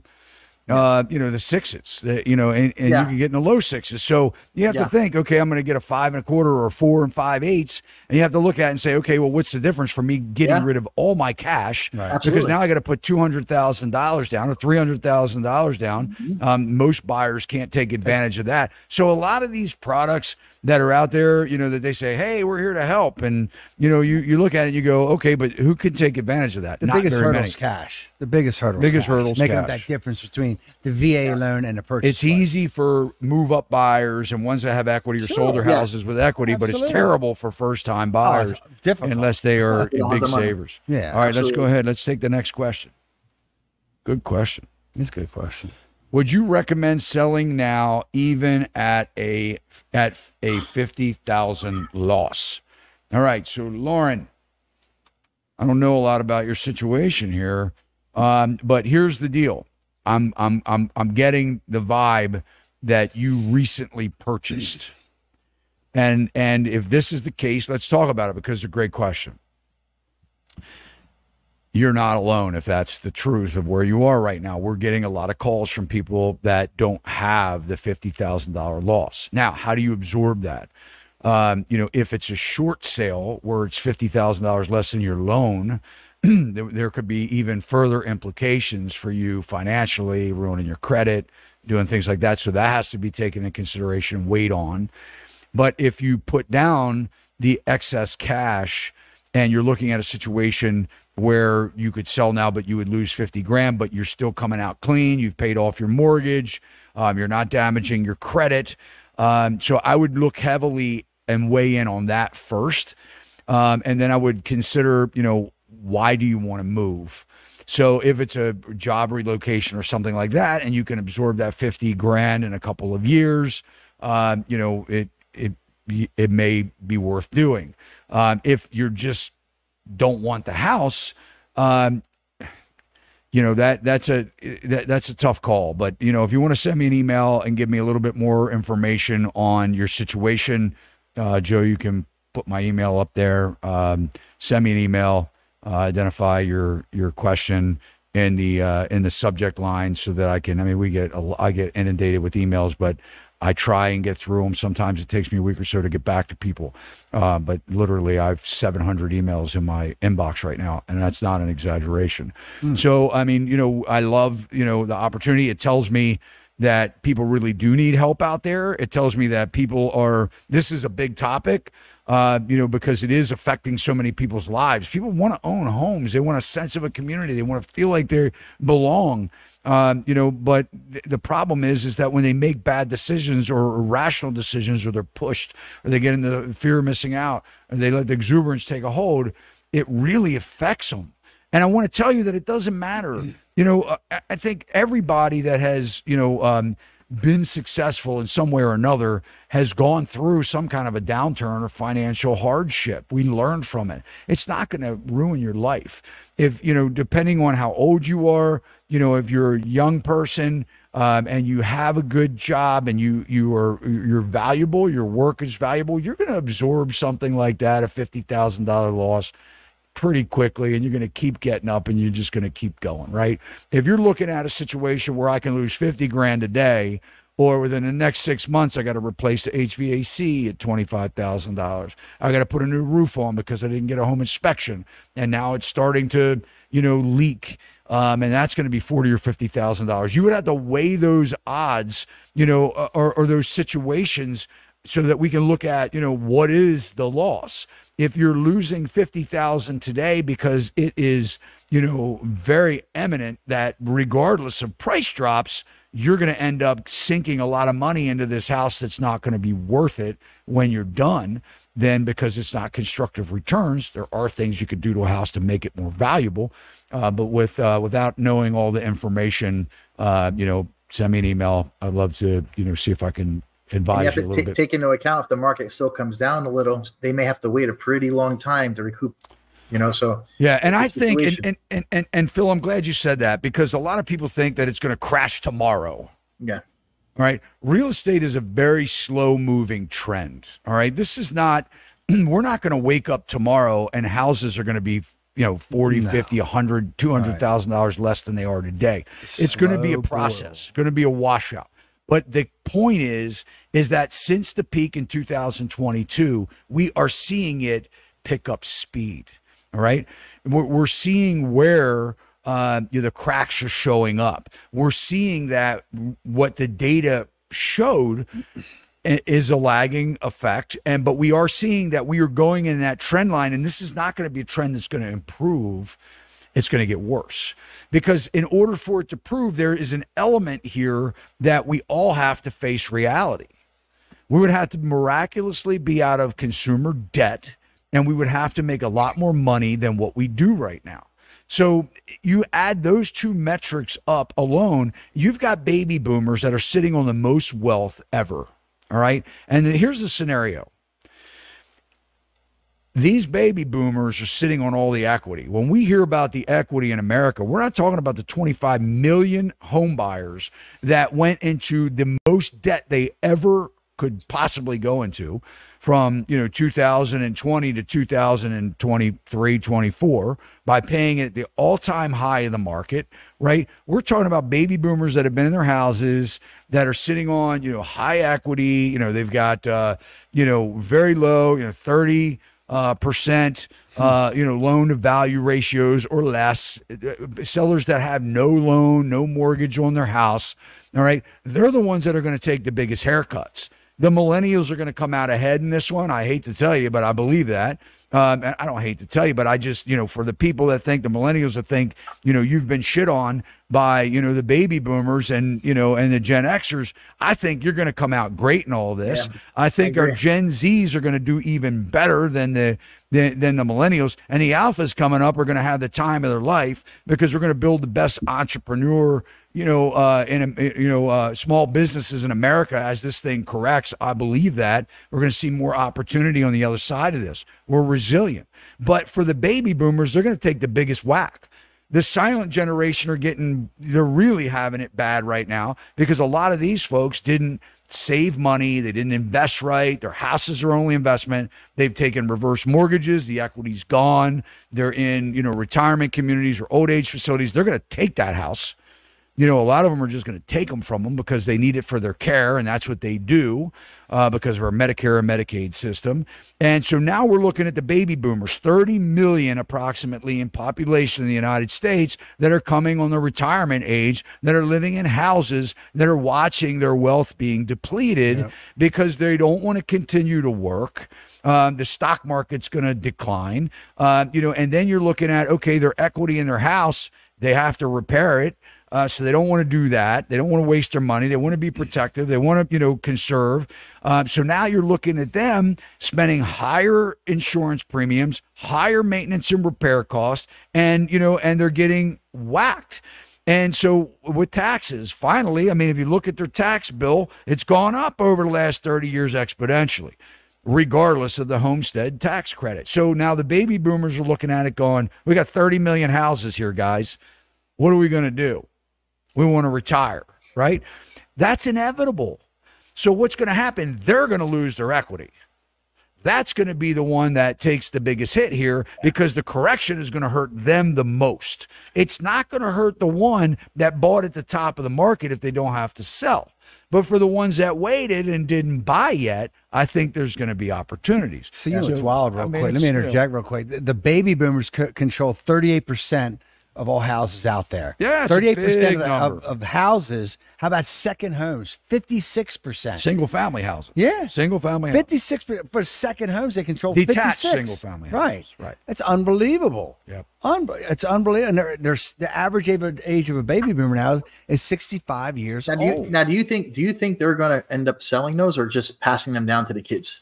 Like, do you think the kids can't afford them? They can't, right? They can't afford to hold them, right? And who's going to pay for their care for the next 30 years? Yeah, that's what's going to happen. You're right. I mean, the kids, that's what everybody doesn't get. Yeah, you're right. They think that these baby boomers are loaded, millions of dollars in the bank, and that's not true. Yeah, you're right. A lot of these baby boomers, their equity it's their wealth is in the equity of their home. Yep. So now we're going to drop this 4,000, 5,000 square foot house, 3,750.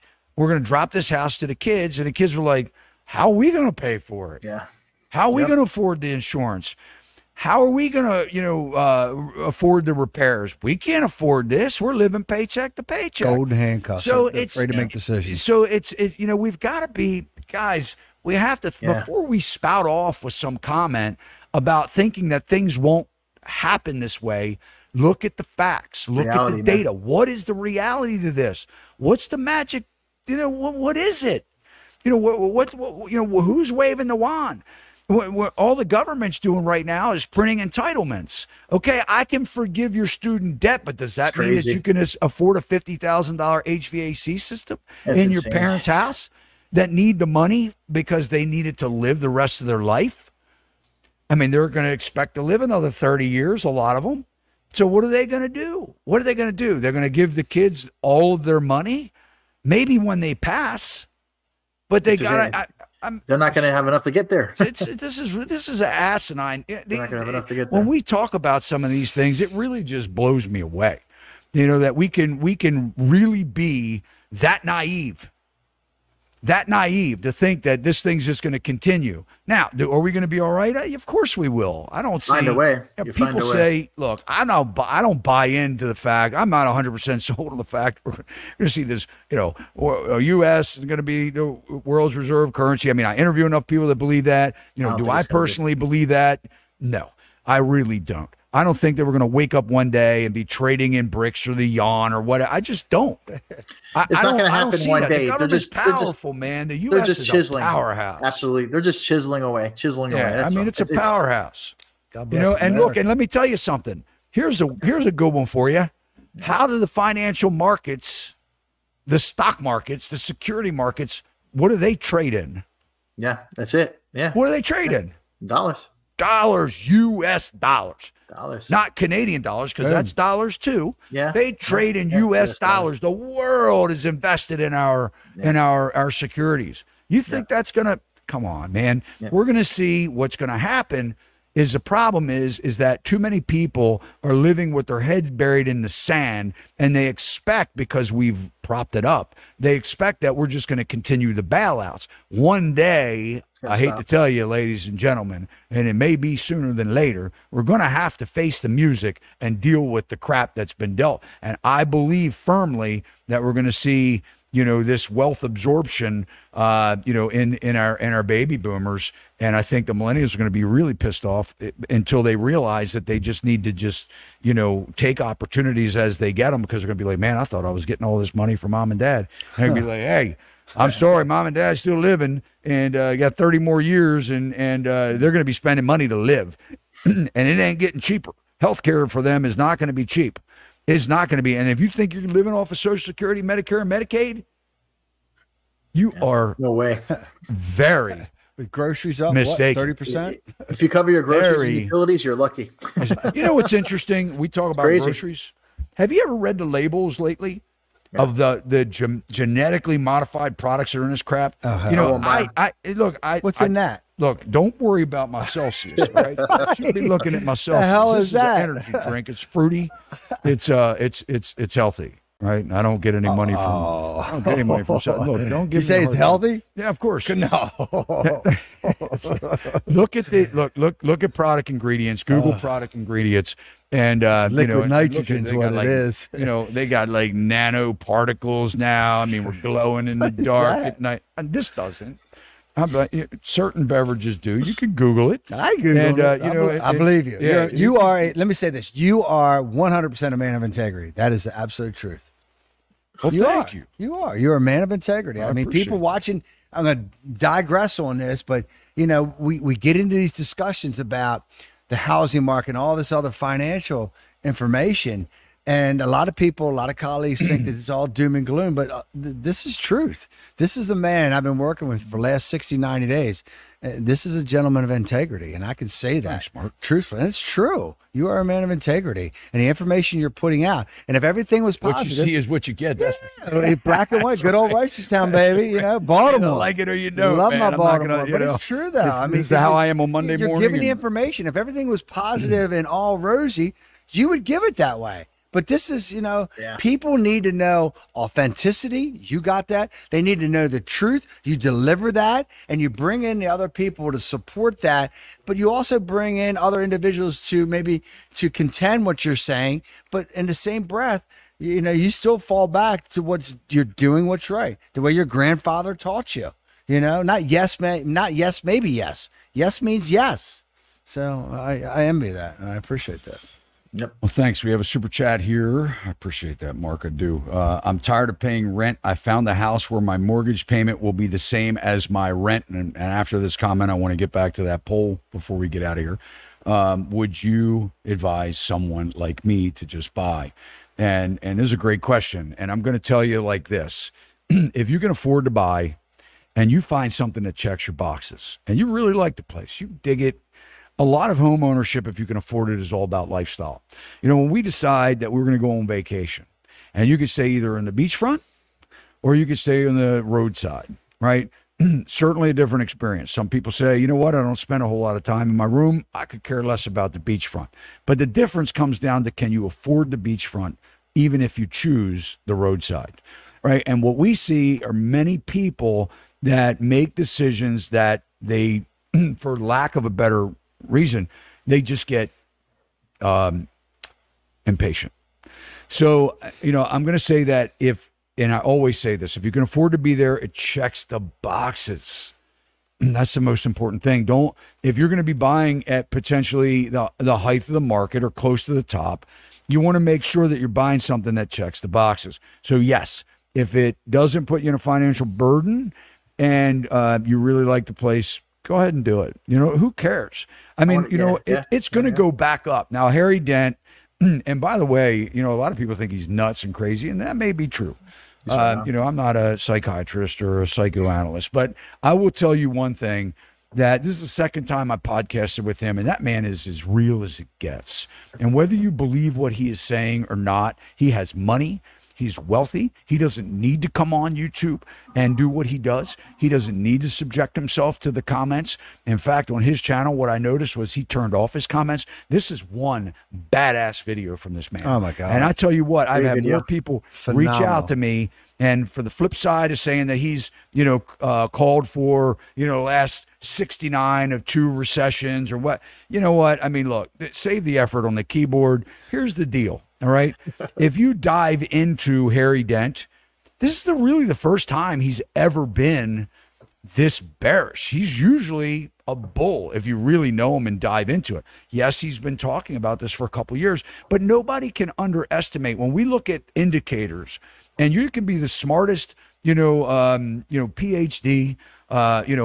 analyst, mathematician, whatever. You can look at the data. Okay, the data sets, and you can see where everything, I mean, it's like the doctor. They look at everything and they go, man, you've got everything wrong with you, but you're still doing well. It doesn't make sense. It defies all the odds. It does this. But here's what we have in the housing market and the economy. We can't control the stimulus. We can't control the printing. We can't control what's being done on a entitlement side, as far as, paying off loans for people. I mean, no one guesses this stuff, right? And, and I think that eventually, regardless, there are enough people that aren't getting these entitlements that are going to say, I can't afford this anymore. And we're seeing that now with the contraction of money being spent. We're now seeing it show up in earnings reports. We can't turn our nose to the fact that these publicly traded companies, they care about their shareholders, bottom line, and earnings more than they do their employees. And we're seeing where national retailers, national companies, white collar jobs are being wiped out. So, when we're looking at these indicators, guys, this is where, so when we look at a Harry Dent that says, he says that in this lifetime we'll never see home prices back to this level again. I don't necessarily disagree. This could be something that takes decades to wash out, but it's not going to be overnight. It's not going to happen tomorrow. This is going to be a slow driving train. It doesn't mean you can't find the deals now, but sellers, I'm telling you right now, this is going to continue. I mean, I don't have a crystal ball. Buyers should be excited. Buyers should absolutely be excited. I think. Be patient. To that gentleman, be patient. Trust your instincts. Do a home inspection. 100%. Know what you're buying. This is an investment. And I think a lot of people get lost in understanding that this is the biggest investment you will ever make. And it's part of your portfolio, but you also can't create wealth without assets. So, And you know what? And we could all be 100% wrong. And I'll fully admit that. If in, 5 years from now, we don't experience this downturn that we've many believe that will be there, I'll be the first one to come out. You can save this clip. Save this clip to your computer. I promise you, I will be the first one that comes out and says, well, guys, I was 100% wrong. I don't think I will be, but I'll be the first one to admit it. This is basic. I don't need a PhD in economics, man, to tell you that the numbers don't work. And if you are looking at your bank account and being brutally honest with yourself, you know it too. Exactly. It's my life. Right on. Yep. Here we go. We got, last time we'll look at this poll here this evening, 775 votes. And it looks like, here we have at least, almost 80%. Just over 80%, 81% believe that at least all of these apply, but certainly mortgage payment equaling your home rental rate. And what I really meant by that, just to clarify, and to our audience or our commenter that asked the question of should I buy it if it's less than my rent, what I'm really talking about is in the investment world. And Philip said this beautifully. He said, if you get into a jam and you buy a house and you don't commit mortgage fraud, don't say you're going to live there and not, because that could be bad for you. But to get that 30-year fixed rate mortgage, because despite the higher interest rates, are still cheaper than if you got a commercial loan as an investor. And when you get a commercial loan as an investor, you got to put down 25, 30% to get a rental. But what I'm talking about is in basic math for real estate investing. When I'm looking at projects in the past, historically for decades, what I'm looking at is when I'm 100% in on a property. And guys, I'm talking 100% in.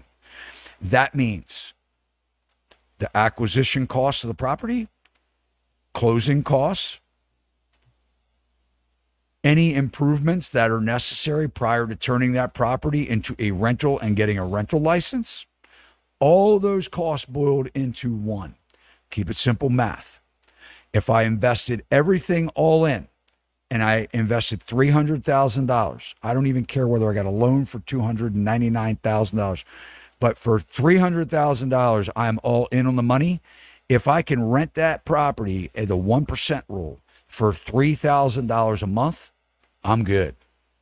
And that has been the golden rule amongst real estate investors.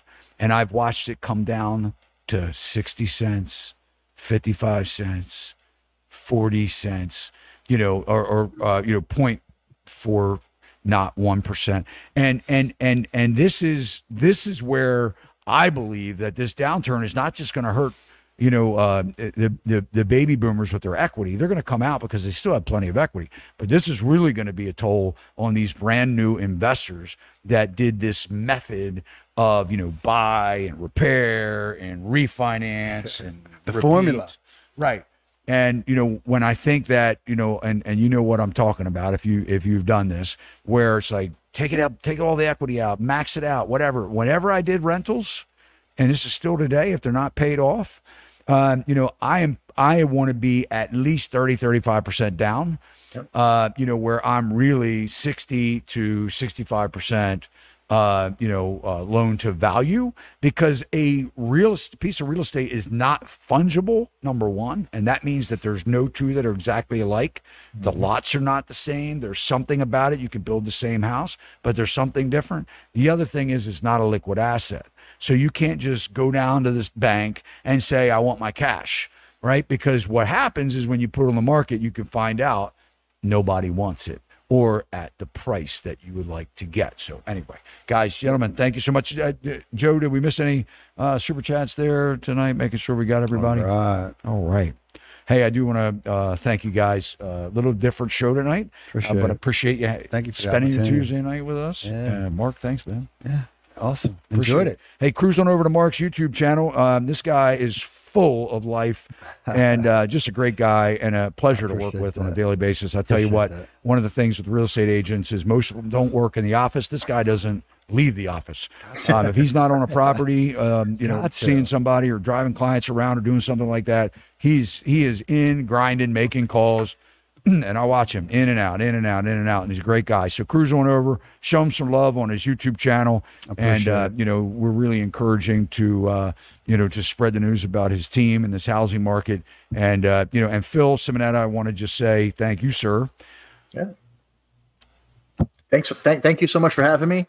Tomorrow night, real quick, little plug. We're actually starting our live podcasts, Pizza and Real Estate. We have the pizza business and we have the real estate business. So we're going to have a camera out in the pizza business, a camera in the real estate business, and some guests coming in. This is our pizza business here. It's a Neapolitan pizza. We make everything fresh here. And also we have the real estate school and the brokerage. The school, we teach the classes to get your license. We teach you to become a broker if you're an agent. And then if you work with us, we actually teach you our apprenticeship program and show you how to make money in real estate as a broker or as an agent. Good stuff. So that's our thing. That's what we got going on. Our next class is starting in September. I think it's September 2nd. And Phil's also in our preferred network. We have a great network of agents that we trust. And you can go to SachsRealty.com. Obviously, guys, if you're in Maryland, we want to serve you and advise you. And we're very competent and able to do that. Give us a shot. If you're looking to buy or sell or rent, if you're a landlord looking for tenants, we do the whole spectrum, both commercial and residential. And but Phil down in Florida, that's our map on our website. You can click on a state and do a city drop down, find agents that are close to you. It's a new program for us, man. We are really slow to add people to this site because there are requirements. You have to be a full-time agent. You have to do a minimum of 12 transactions in the last 2 years. That's like bare minimum stuff. You have to have a 4.6 review across the platforms that are out there. So there are a lot of agents that want to be. We get a lot of inquiries. If you're an agent and you think you qualify, and I'm not saying that to be arrogant. I'm just saying it's factual. This is, look, the one thing I tell people all the time, this is Sachs Realty. It's not ABC Realty, and no knocking on Phil being Pure Real Estate or Realty because Pure 21 Realty, but this is my name. So I take it very seriously. I don't want, people to be, customer satisfaction is very high on my priority and experience. I want customers to have the best experience ever when they're dealing with the most expensive transaction in their life. So guys, we appreciate you. We love you. We thank you so much for being part of our network. And one of the biggest compliments I just want to plug, besides going over to Phil's too, he's got an amazing YouTube channel. But I do want to plug, guys, help us build the Sachs Realty community. Share us with your family and friends. One of the biggest compliments that you can do for us because we feel that we're trying every day to bring you value. So guys, we'll see you next time. Yeah, baby. Sounds good. Good job.